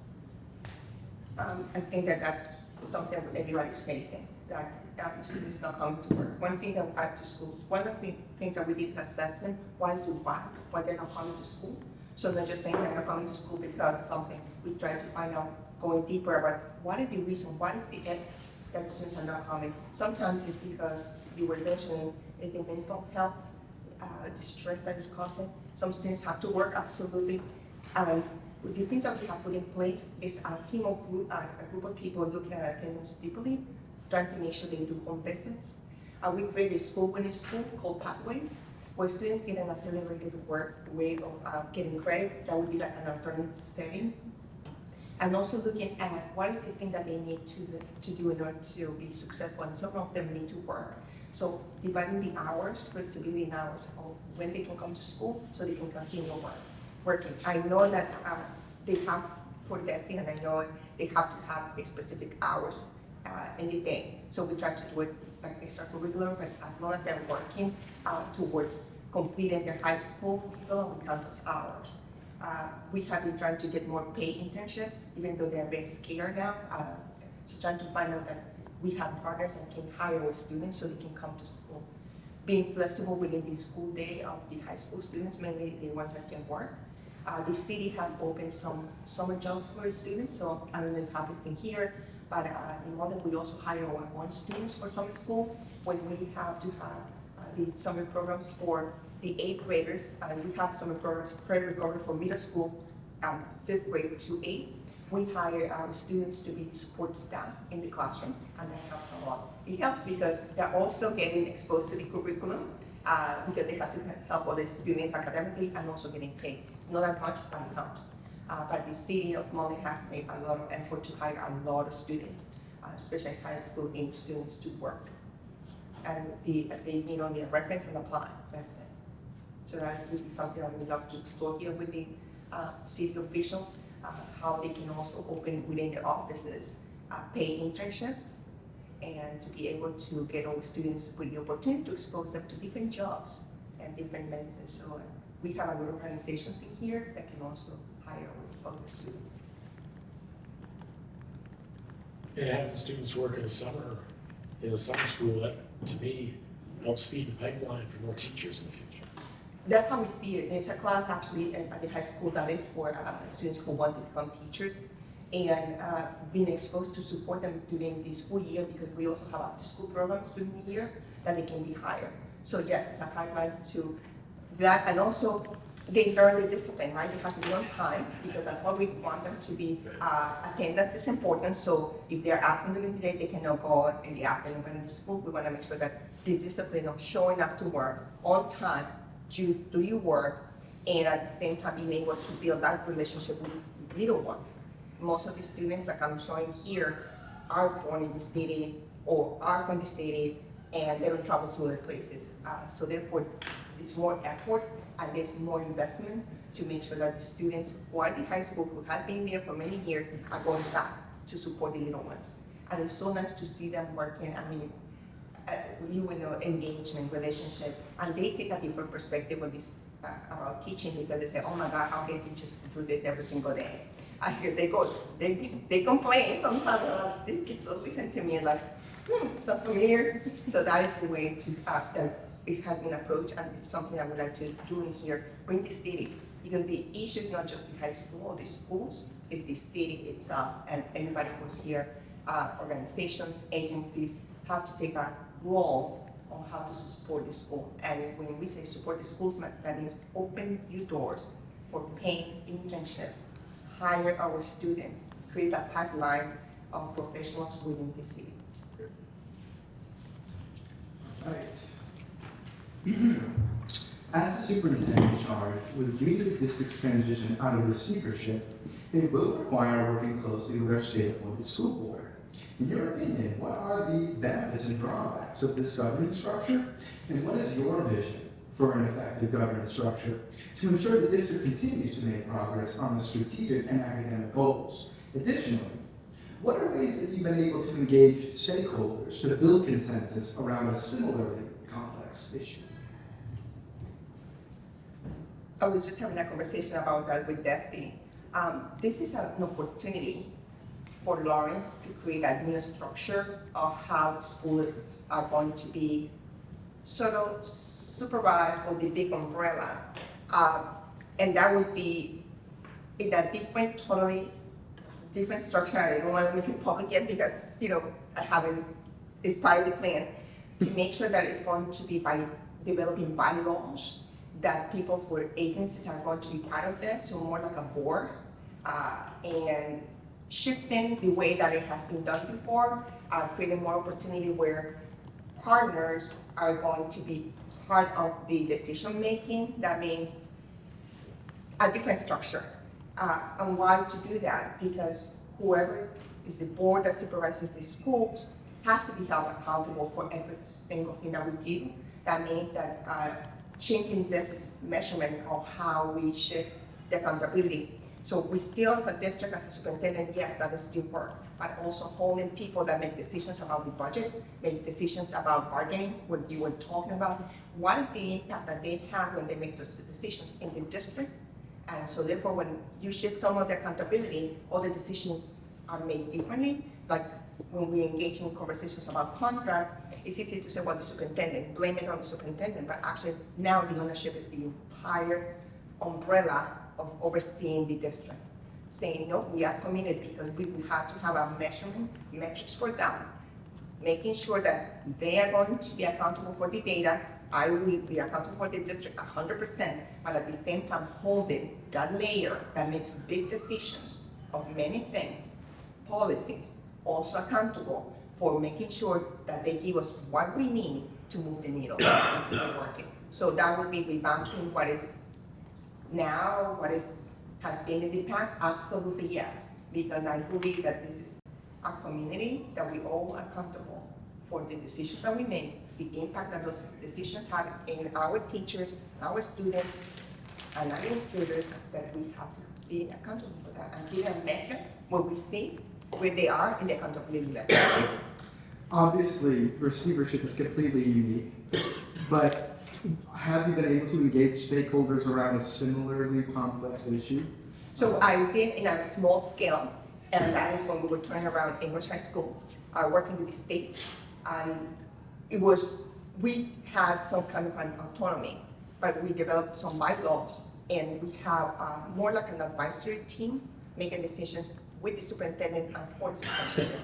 I was an assistant superintendent and a principal, so therefore the format was a little different than, so similar to what we have, like we have the bylaws and the superintendent was the final decision maker, but with a lot of people engaged. We had a lot of partners from the private sector. We had 175 partners that were part of the decision making. So that means a lot of investment, a lot of people from outside that have a political voice that infuse a lot of votes that we're supporting the schools. So shifting a little bit more of the dynamic of how decisions are made. So that was a small scale, but once again, it was 170 plus partners, and it was beautiful. It was a lot of people involved, but it worked. And as you can see, English High School is out of every single thing. Receivership is totally different, and I want to make sure that we're going to be looking at receivership as part of the past and looking for excellence. And when we look for excellence, we cannot go back to the structures that we had in the past, and that's one of them. You're welcome.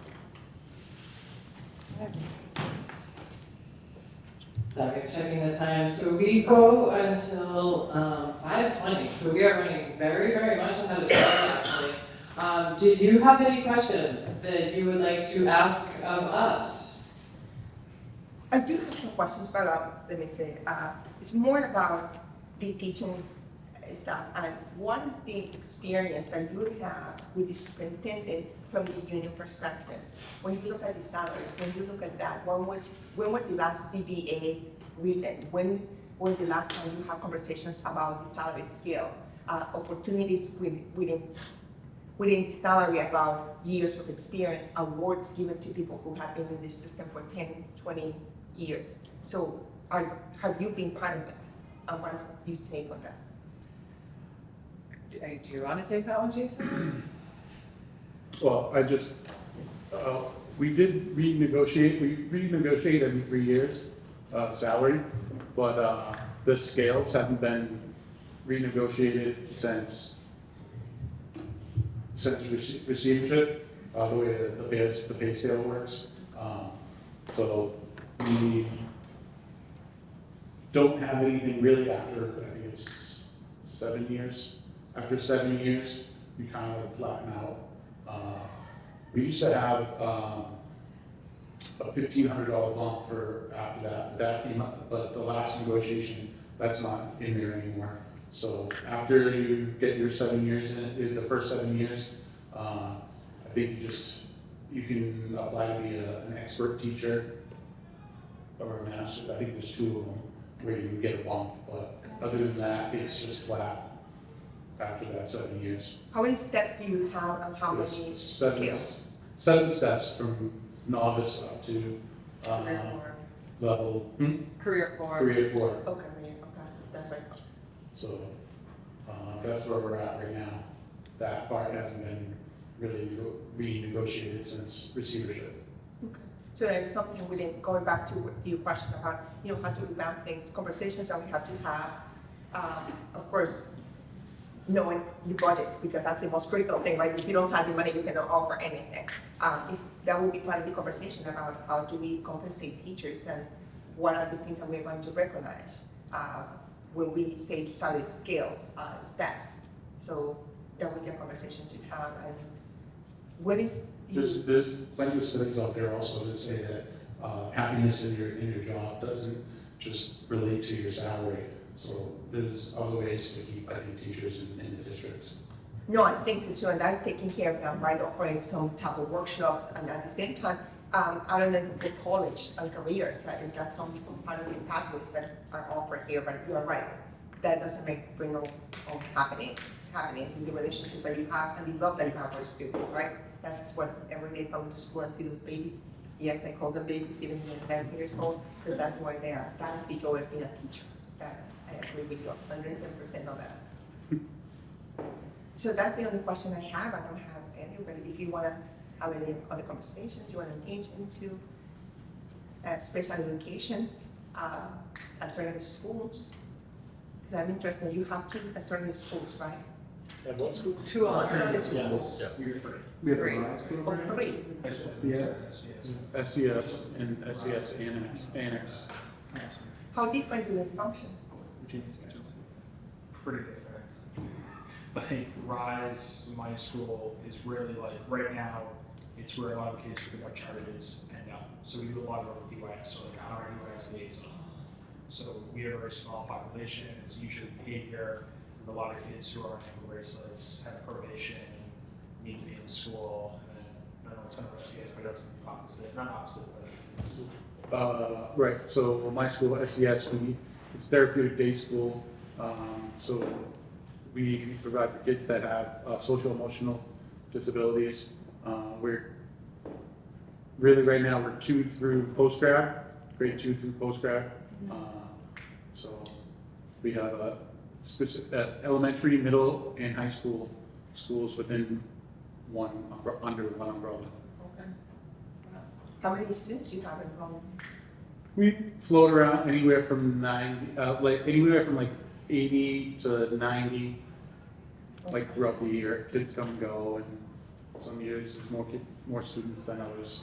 Do they go back to other schools or they graduate? Some kids move back. Some kids matriculate back into their neighborhood schools. Those are our success stories. Other kids end up moving. We have a lot of kids in foster care. Some kids get adopted and move out of state. And yeah, they're all over the place. Thank you.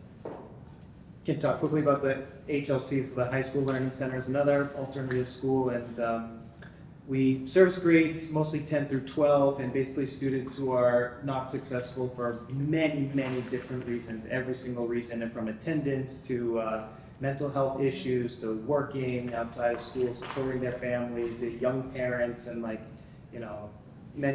for many different reasons they come to us. So we provide smaller class sizes. We have an online option and flexible scheduling, and so we just do everything that we can to try to meet their needs. And it's very diverse needs, but we have roughly 200 students. It also depends on the day. Do you work with SLAC students?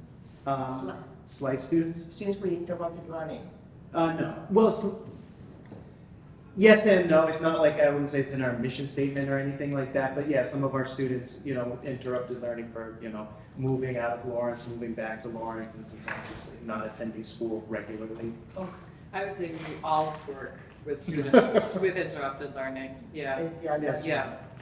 Not, and I mean, I don't know, correct me if I'm wrong, but that is one of the areas that we do not receive a lot of support and training in. Yeah, I just got a new student actually this week who is life. He was enrolled in school at 9 years old and he's 13 now. And there's no program out there for, he's also nonverbal, but not because he has selective mutism. So there's a lot to take into account. There's not always a one-size-fits-all program for students like that. So definitely all the time we are getting students who are selective, and we're not always given the time, the resources to address the needs. No, it's a big challenge. You're right, when you have diverse learners, and I'm not saying by ethnicity, by diverse learners of different levels, yes. And that would be something that we would have to start looking into what kind of support. This is challenging. Yeah, to teach 5, 6 different levels, so yeah. And when you talk about literacy, I know you, it seems like you adopted a new curriculum amplified too, correct? So we have autonomy, so different schools use different things. At my school, it's our Gen Ed curriculum is Common Lit, and then we have intervention programs through, most of our interventions are Wilson reading system based. So I'm a certified Wilson teacher. We have 3 of them in the building because that's how many students needed it. We have a few teachers who do just words, and then we have in-house made curriculum to address math gaps. Okay. Yeah, so I know different schools use different. You were touring the high school today, correct? Yes. Yeah, so we are in the process of adopting different curriculum. I don't know, is the history department? I know English and math are. We're transitioning from a very expensive and very unpopular program to one that, seems initially at least like it'll meet our needs better. I think one of our concerns is that these decisions are being made at the top without input from teachers. So teachers didn't pilot and got feedback about what was good? Okay. No. And it has been already acquired. I mean, you're looking at him, I'm looking at you. Well, I don't know why. So we're in different departments. So the English department has already acquired the new curriculum. This was not a decision that we were part of. We are, I'm the content lead for our department in my grade, and my co-teacher and I are piloting the program, but not in a probationary way, more so that we can introduce it to the rest of the department at the start of the next school year. So that's what I meant, like actually you pilot 2 or 3 programs and then get feedback and then, No. okay. All right. It's an on-high dictum, right? Yes, very much so, yeah. That's what we have too in the history department. And we're sort of an amalgamation of 2 curriculums. One is DBQ Online, and that's for primary source. And then we also use McGraw-Hill for when we're using secondary sources for history. So we're expected to sort of marry the 2, depending on So what like Morgan said, like the schools, the schools all have autonomy, so things are going to be run differently in different schools. But I mean, I would say that is one of my discontents with the high school is, more teacher input on the curriculum. Yeah, yes. One thing why the curriculum became successful in these schools is because teachers, parents, and once again, high school students were the ones that saw it. Some teachers piloted 3 different ones. They decided which was the best and provided feedback, evidence-based curriculum, and at the same time, were able to be hired in the summer to come up with the lesson plans and introduction to what was going to be the pacing, and then the curriculum mapping. So that We do some of that, the pacing and the mapping. Like that's what my co-teacher and I are in the process of determining how well the guides that come with the curriculum are going to match our population. And so only the 2 of you, it's not a team of more. Not exactly, no. Okay. All right, I'm going to stop there. I'm going to move forward. Oh my goodness. How was somebody here? And with the literacy, would be something I would like to explore is that what are the strategies that we can start in every single campus, in every single school, I start helping teachers to train them on how to unpack, how to teach students how to read. Because that is the part that component is so difficult. Yeah. And explore what support systems, because if it's Wilson reading teachers and only 3, but you have a caseload of a lot of students, it's challenging. Yeah, I think an issue that I've heard from colleagues at different schools is a few years ago, the district paid for teachers to be trained in these programs, and it's great that we were given all the materials and really intensive great training. And then what became an issue is that there was not release time in the day. The administration wouldn't wouldn't allow a teacher to just teach, 5 kids per period. And I think that's been kind of an issue, is that the training is there, but then the execution or like the, when they actually, implementation of it is missing. And of course there's autonomy, that's great. And also different schools need to still implement. But autonomy has some real strengths, but some significant weaknesses. And, because I teach in a middle school, we use a certain curriculum. If that kid were to move across town and go to another middle school, we use this different curriculum, different program. It's a gap in learning, But do you cover the same skills and same standards per grade level? I have no idea. Okay. Well, just being honest. I mean, I think we're teaching we're supposed to teach. But do I know what other schools are doing in 7th grade across this district? No, I don't. You don't come together and all that, like 7th grade teachers all across, like 3rd grade level. Like, this isn't great. Yeah. This is the first time. I know I teach a curriculum called Teach Down for students that are neurodivergent, and I made sure I was informed about whether it was aligned with DESE standards. So it is. So I'm sure that I trust that before purchasing, they're making sure it's aligned with DESE. I would assume. Me too. Yeah. Because that is the goal, right? To be successful, has to make sure that we teach students the skills and master the standards and the per grade level.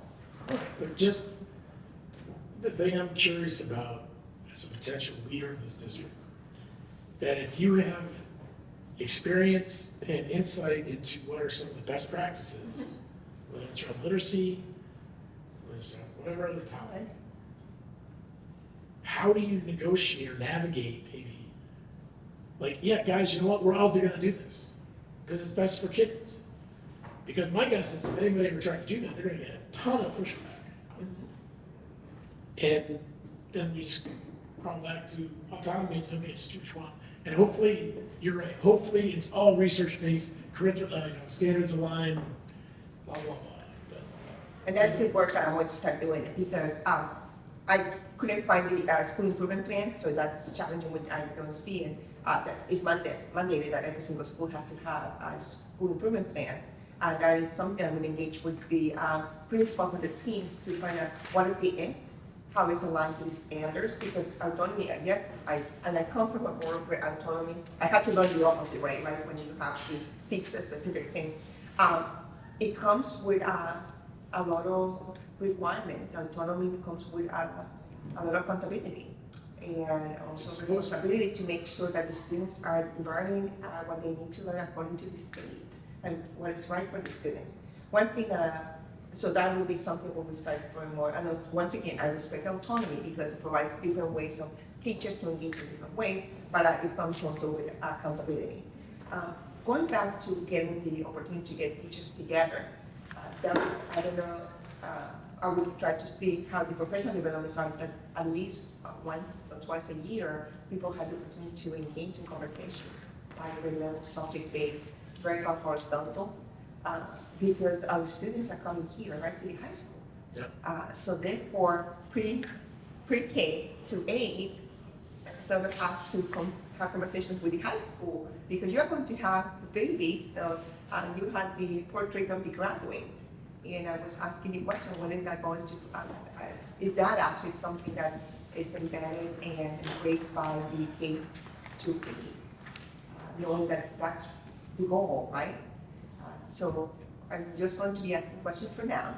But yeah, I do have experience on things with curriculum instruction and getting people to collaborate because the only way that we can do this is all together and making sure that it's a space and time to do the work.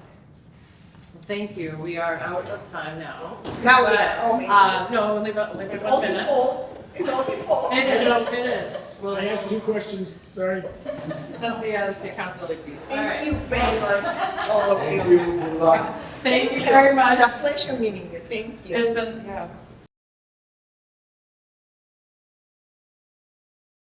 Hello. Hi, Hello.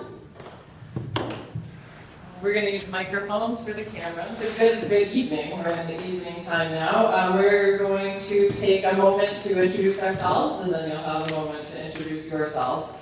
My name is Greta Zygmunt. I teach here at the high school, grade 10 English. It's my 4th year in the district and my 18th year of teaching.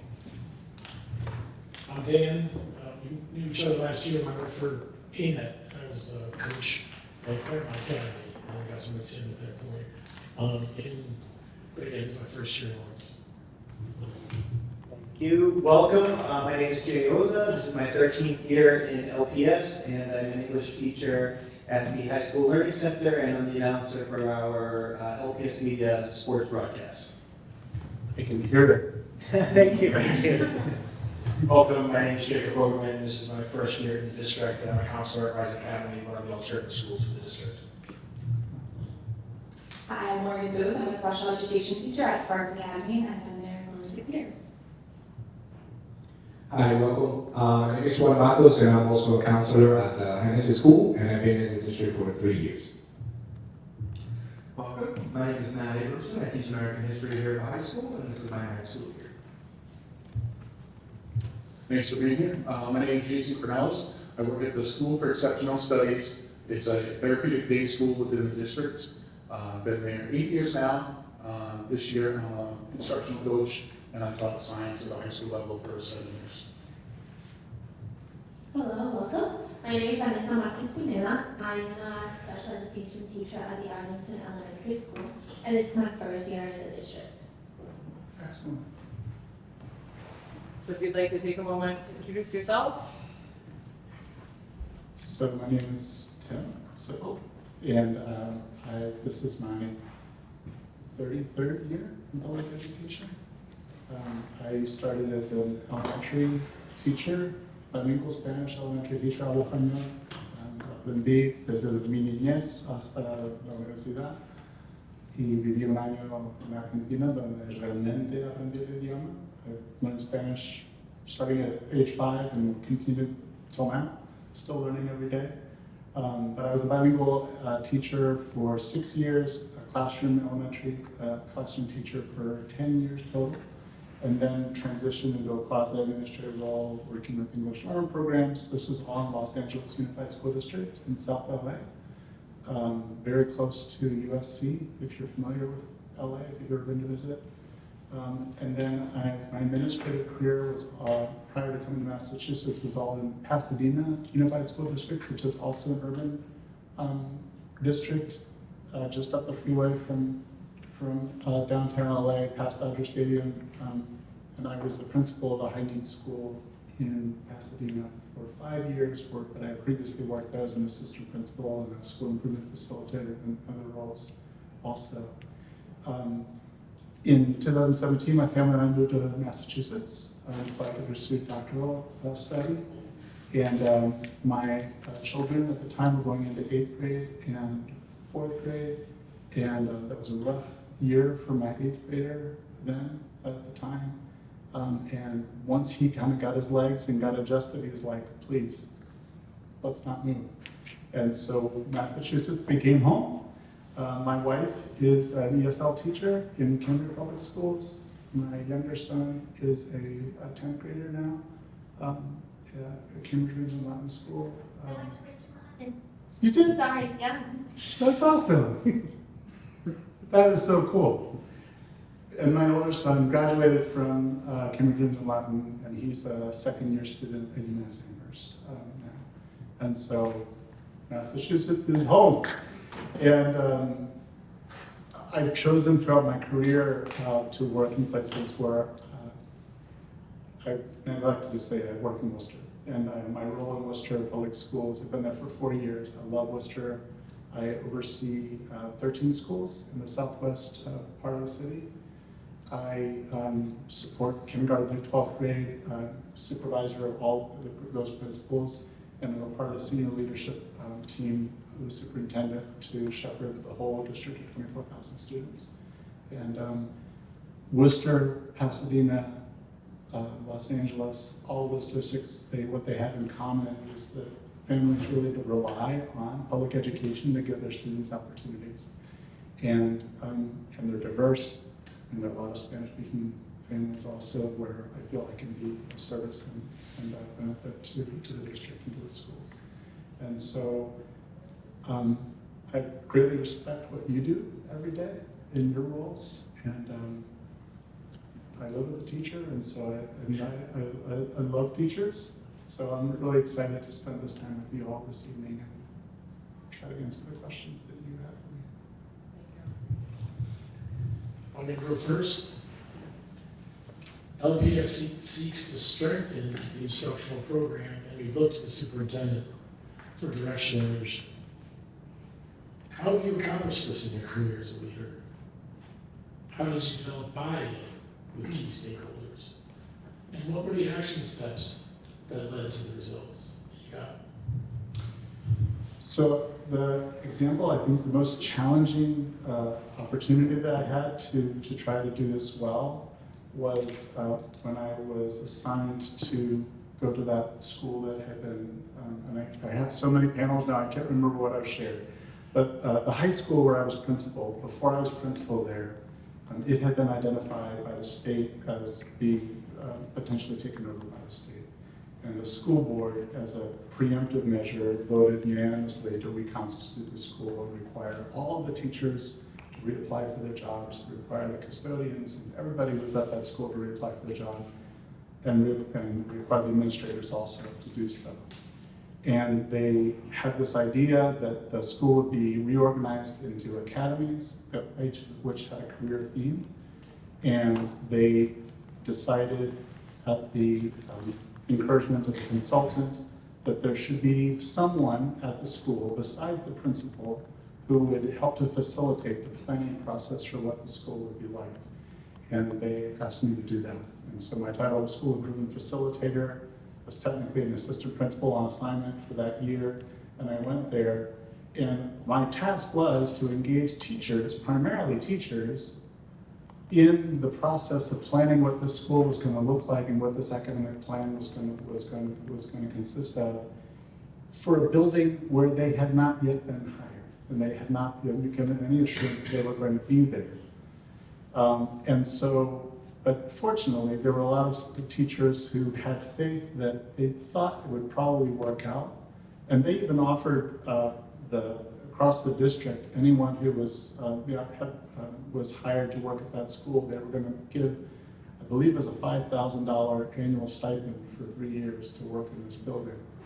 And the teachers were not sure about whether things were going to work out for them personally. They didn't have 100% confidence that the district was going to see things through. And my job was to win their trust and get them to at least try to engage in what that planning process was going to be. And we did.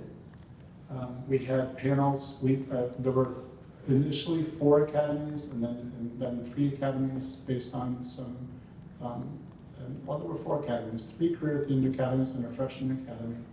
And then we had, so there was a planning team for each of those academies. We had a planning team for social emotional learning, a planning team for parent engagement, a planning team, I'm forgetting 1 or 2 more. But we had teachers on all of those committees and all of those working groups that had developed faith in me that this wasn't going to be a waste of their time. And indeed it wasn't, because the structure of the school with those academies, the freshman academy was something we ended up folding after 2 years, but the remaining structure of those academies, an Arts, Entertainment, Media Academy, a Business and Entrepreneurship Academy, and an Engineering and Environmental Science Academy, continues to this day. And that was 2008 that we developed those plans. It's a much better place now than it was that first year, but the ownership began on the ground floor with those teachers really developing those plans themselves. And again, in that environment, I think the fact that I was able to develop trust with the teachers to be able to engage in that process, not knowing whether they were going to be a part of the school itself, I think speaks to how I'm able to work with people collaboratively. Thank you. Thank you. Second question. Lawrence currently has a low teacher retention rate. Lawrence is losing great teachers to surrounding districts because of a unique teacher pay and salary structure. So how will you advocate for a fair pay scale for teachers? And what other major factors can you identify in retaining our teachers and staff? Okay, thank you. I think, so a couple of things. I'll answer the last question first, if that's okay. So going back to what I was just sharing about that situation that I found myself in, and that situation was in the middle of my career, towards, I guess, the really middle of my career relative to, the last 33 years. I think I try to be a collaborative person in general, and I've seen the power of that from the standpoint that when people have input into decisions that impact them, it makes all the difference. Even if at the end of the day, the decision doesn't go their way, at least they feel like they're being respected and they're being heard. I think it's critically important for every school to have an environment like that, where there's a collaborative atmosphere, where decisions are made in an inclusive way, so that people feel like they have some influence over the direction of their school and over the structure and the programming of the school. I've seen that when that is really cultivated well, that people feel ownership of what they're doing and are less likely to jump ship and go somewhere else.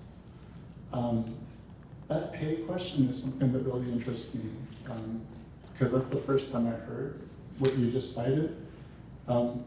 Something I've shared with some other panels I think is really critically important, and perhaps it's already being done through the union, or perhaps it's being done through human resources, or being done in some other formal way, but something we're doing in Worcester is really trying to have an exit interview with every staff member who leaves the district. And especially teachers in high shortage areas to understand, well, why? Why are you leaving? You know, the salaries, we achieved a new contract with our labor partners last year, which mitigated the financial issue. But there are other challenges, and if those are things that the school has control over, or the district has control over in terms of working conditions, we want to make sure we understand what those things are.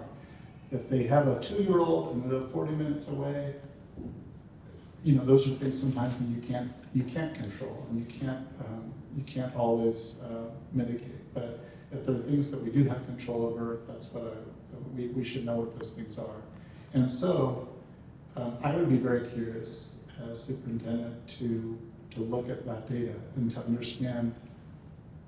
You know, I don't distrust you, but I'd like to be able to see, you know, is that true? Would we have a lot of teachers that are looking for a more traditional column and step pay scale, and they don't feel like they're being served by the unique, innovative pay structure in Lawrence, or is there something else going on?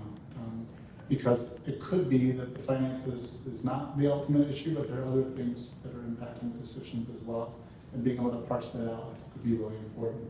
But I definitely think that having fair pay and competitive pay for teachers is critical. And I'll just leave it at that. Thank you. Thank you. Question 3. What role does restorative justice play in school improvement and turnaround?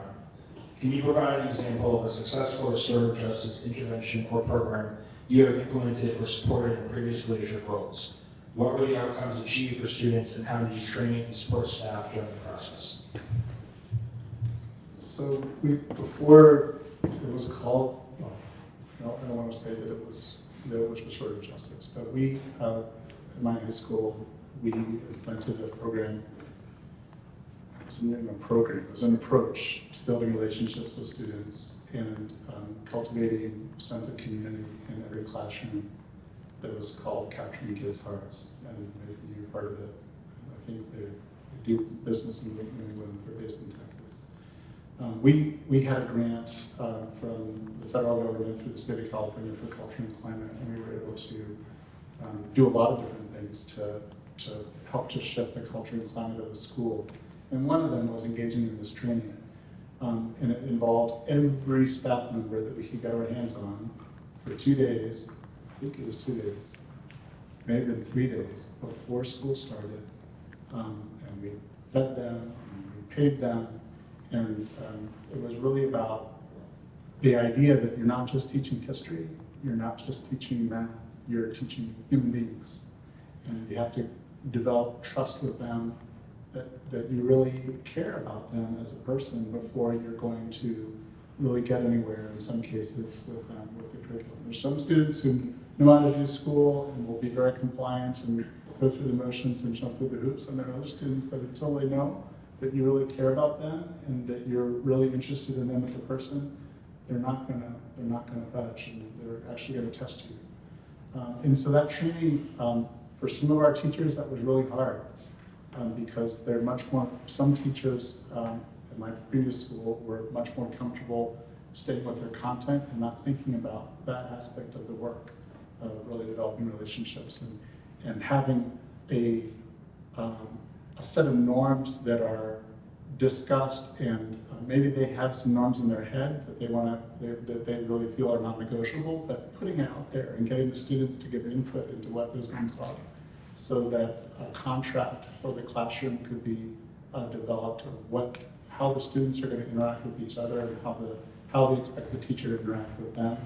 And everyone signs that contract at the beginning of the year so that over the course of the year, those norms can be referred to again and again. And then other strategies when a student tests, like how to avoid escalating a disagreement or an incident so that it becomes a battle with a student when it doesn't have to be. So that was something that really did help, among many other things, transform the culture in our high school. And other things in Worcester more recently, several of my schools have been engaging in restorative practices more explicitly in terms of training students to mediate conflict with each other and getting opportunities for students to own the harm they may have caused in a situation and make an apology. And sometimes giving the teacher an opportunity to apologize too, because we're not perfect. And we can say things maybe we shouldn't have said. And when those opportunities are created to build those bridges, it can make a big difference in preventing, restoring relationship and also preventing things from excluding students from school unnecessarily. Thanks. In our country, there's a literacy crisis, especially impacting students of color. For example, in my middle school, 55% of incoming sixth graders failed the K-2 phonics assessment. This piece of data is not unique to my school, but rather reflective of district literacy deficits. Could you share some examples from your experience where you successfully brought evidence-based literacy methods into schools with literacy issues similar to ours? If not, how would you address this problem as our superintendent? Thank you. So in Worcester, when I arrived there, they had not really done anything explicitly with the science of reading, except having some voluntary workshops for some teachers here and there. The district actually had for several years purchased programs that were not aligned with the science of reading and actually had paid for training from individuals who were promoting methods that were not aligned with the science of reading. And so for the last 2 years, we've been in the business of beginning to shift that.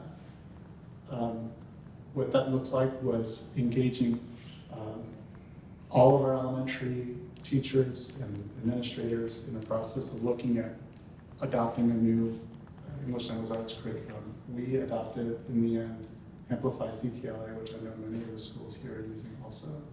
But it wasn't something that the district just decided on a whim. There was a full vetting of those materials by teachers across the district. We narrowed it down to a couple of different options, piloted those options at different grade levels across the district, and then looked at the data and the student and the teacher feedback on those programs before deciding to adopt the one that we did. This year, I have, so of my 13 schools, 7 of them are elementary schools, and all of them are in the first year of implementing the new curriculum and really designing the literacy instruction to align with the science of reading and evidence-based practices. And what that's looked like in terms of my role is really responding to principals and teachers with, I have a multidisciplinary team of coaches that support the schools within my area. And they, in turn, work with the instructional coaches in each of the buildings to help to troubleshoot implementation challenges, et cetera. And then we have a problem of practice, community practice, I should say, of the principals within the area. And so when we got our middle of year DIBELS data, which I know you know about, I saw the presentation at the LE. Like you, we were initially, especially, a little bit sobered and discouraged when we saw the percentage of students who were still below benchmark at the middle of the year, even though that benchmark goes up each time it's administered. But like you, we were also enheartened by the growth that our students were showing. And what we began to do, what I began to do with each of my principals was to present to them an opportunity for them to work on with their teachers of identifying classroom by classroom which students were above benchmark and below benchmark, but even more importantly, which students were showing high growth or low growth. And those students who were showing high growth, even though they weren't yet at benchmark, hey, let's not throw out the baby with the bathwater. Let's continue to move forward, because students are responding to the curriculum even though they haven't yet achieved the benchmark that we want. And then those students who are not showing growth either, really focusing on what interventions can happen outside of the tier 1 instruction to really support their students. I think this is the critical issue because it affects students' access to curriculum all the way up through high school. And if these things can be done well, and it does take time, but if these things can be done well in grades K through 2, and then for the older kids who missed that when they came into the system after the system was, or after the curriculum was being implemented, then we need to make sure that those students will succeed eventually. I just say also that I heard a little bit about what you've done with Hill for Literacy. I'm curious to know more about that. But I think one thing I can appreciate about it is this idea of really focusing on pedagogy and not merely focusing on materials and reading a script.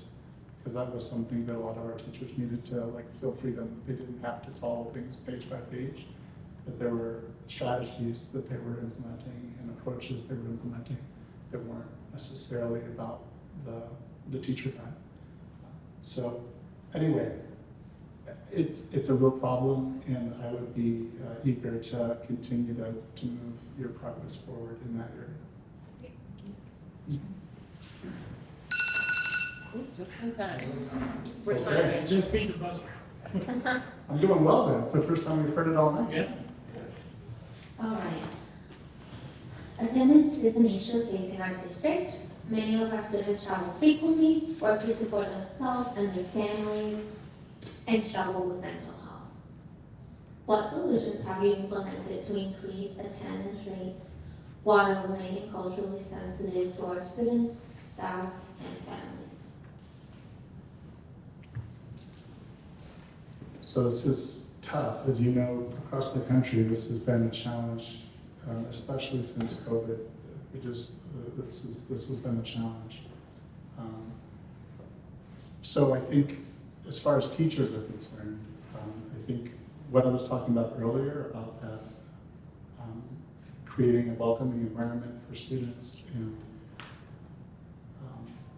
creating a space where students are feeling like they belong is critical, because if a student who does have an attendance challenge comes to school and they feel judged or they feel not accepted or written off in any way, then it just kind of reinforces that idea that I don't need to be here, this isn't the place for me. And that's I think there's ways that administrators, oh, so you decided to show up today, just little sarcastic comments like that can do so much damage, because students say, well, I guess I won't decide to show up tomorrow, But then beyond that, there's a whole support structure, and I know that a lot of these resources already exist in Lawrence, and there's no magic bullet, but there are, as far as guidance counselors, school adjustment counselors,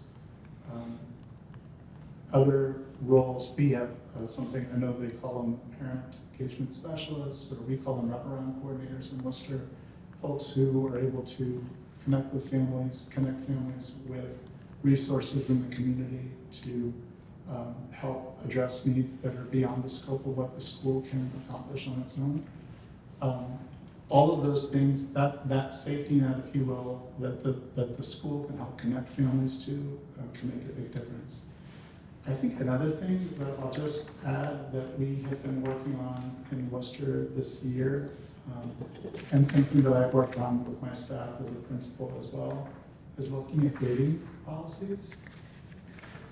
And what I mean by that is if we, using a straight traditional 0 to 100 grading scale, for example, even for a student who's there every day, if at the beginning of the year they're really struggling to show what they know on tests, and they're typically getting low percentage grades, 30s, 40s, by the middle of second quarter, mathematically, it's almost impossible for them to pass the class.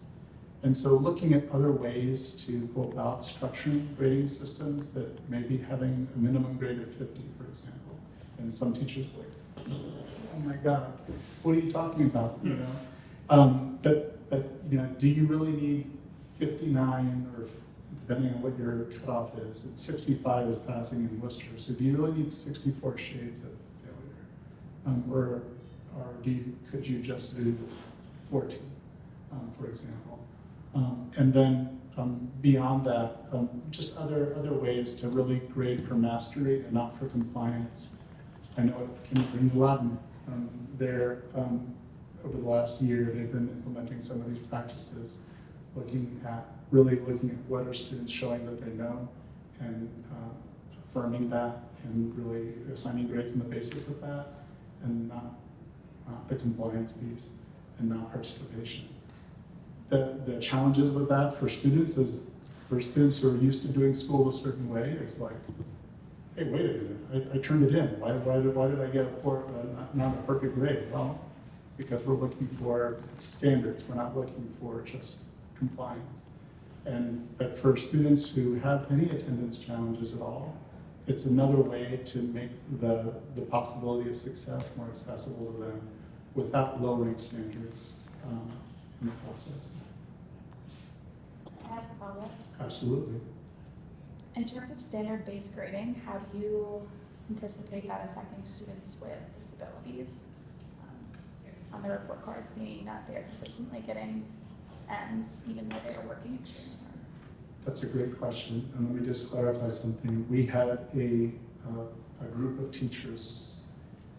We have 7 high schools in Worcester, and I think we had between 2 and 6 teachers from each of those high schools do some work with a consultant to research more innovative ways of approaching grading and to try things out. And just last week, they did like a science fair where they showed the results. Oh, I'm there. Sorry, you can. But she has to follow. Finish your talk. You can finish your talk. And so they did a little science fair showing the results of the experiment they attempted with reforming a part of their grading practice. So we're not yet at a place where we've adopted a district-wide standards-based grading shift or policy in Worcester. You have to have, for anything like that especially, you need to have people really involved in the process, because grading is like one of the most dear things to a teacher, because it's the one vestige of their control that they still have. And so, you know, saying from on high, we're going to do standards-based grading next year, that would never be my approach to anything like that. Having said that, there are ways, and there are lots of really good books on addressing questions like you have. The book that they read, incidentally, is a part of that project. It was called Fearless Grading by Douglas Reeves. I don't know, Tom McCluskey, I believe, or Tom Gusky, excuse me, in University of Kentucky. He has some really good work on this too. He's been doing it for a long time. And there are ways to address that concern that you just raised about students with disabilities and students who are learning English.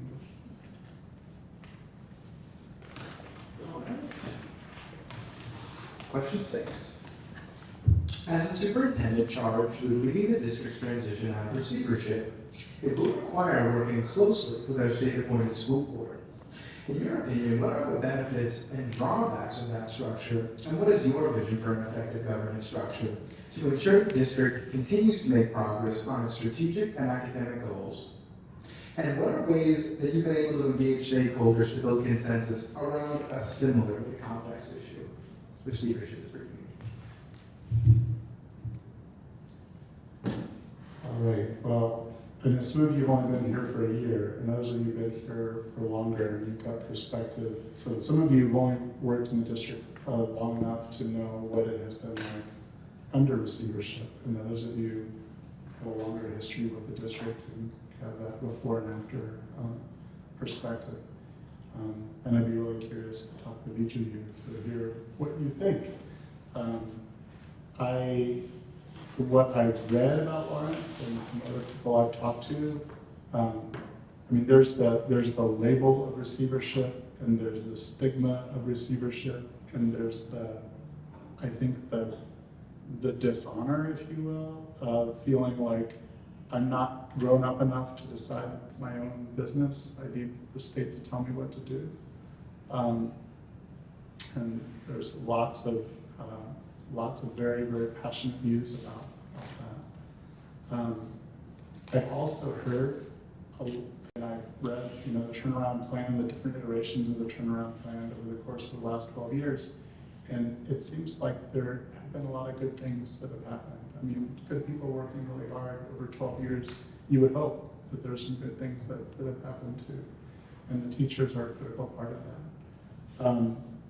So I think whatever happens with the governance structure, what I imagine being necessary at this juncture in the district's history is really taking a step back and saying, okay, this has been our turnaround plan. These are the priorities we've been pursuing for the last however many years since the last iteration.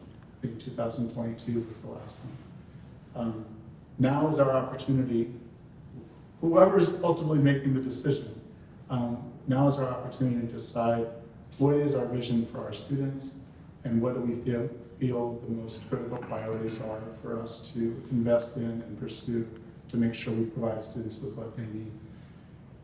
A lot of those things, I'd be surprised, a lot of those things may also be present in that turnaround plan. And some of those things that are working, some of those things that are yielding results and relative to what happened before, there may be consensus to continue.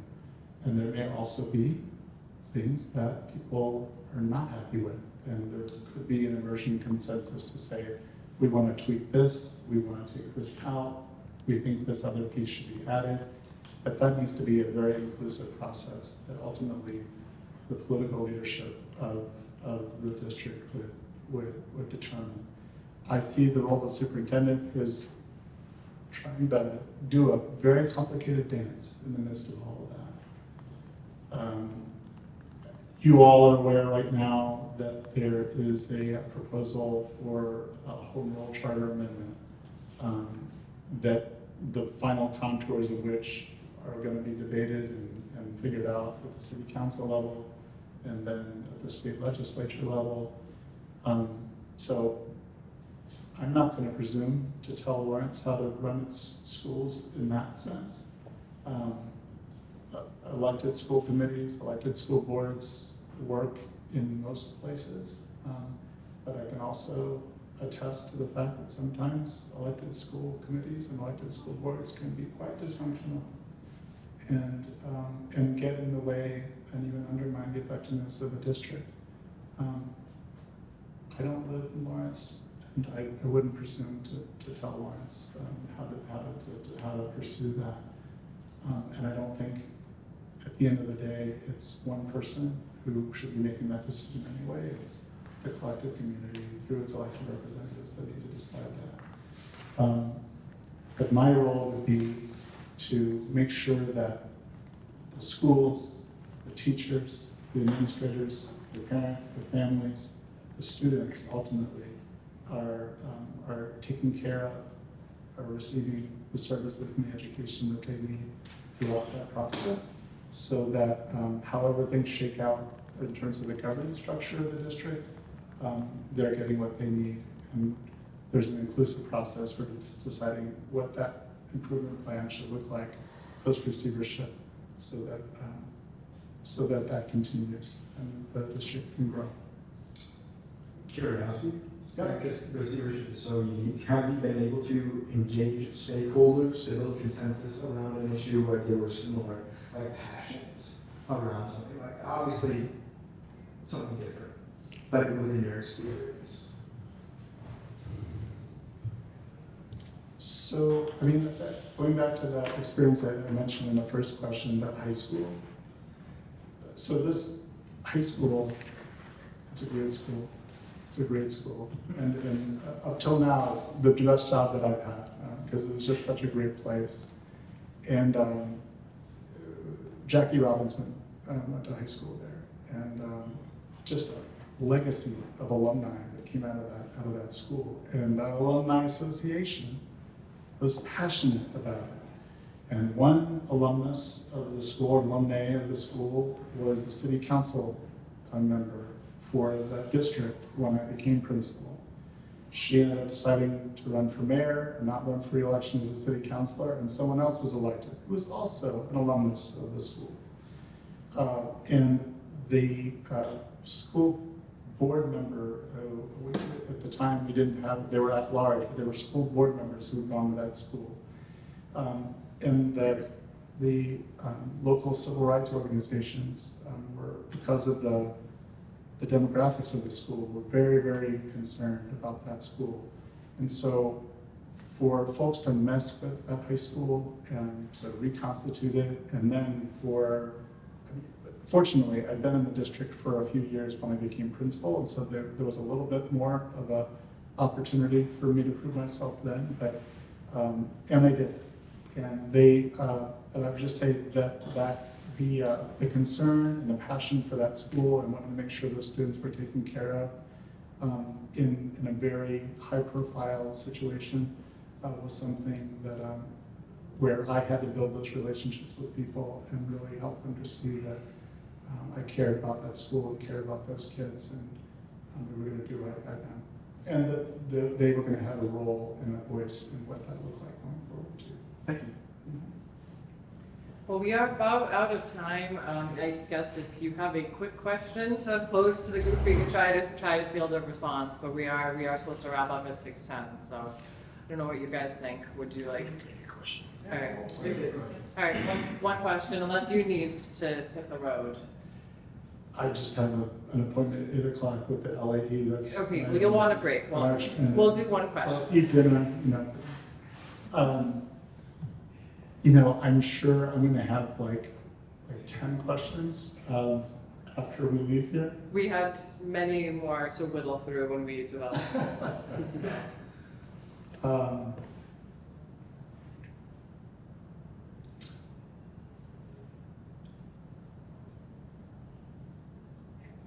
I think I just would just leave it at that. I'm just really appreciative of the thoughtfulness with which you've obviously engaged in this process, and I have tremendous respect for the jobs you do, the real jobs you do every day, and I would bring to this role both the respect and appreciation, but also a spirit of collaboration with all of the teachers in the district, and I thank you for your consideration. Thank you very much. Thank you very much.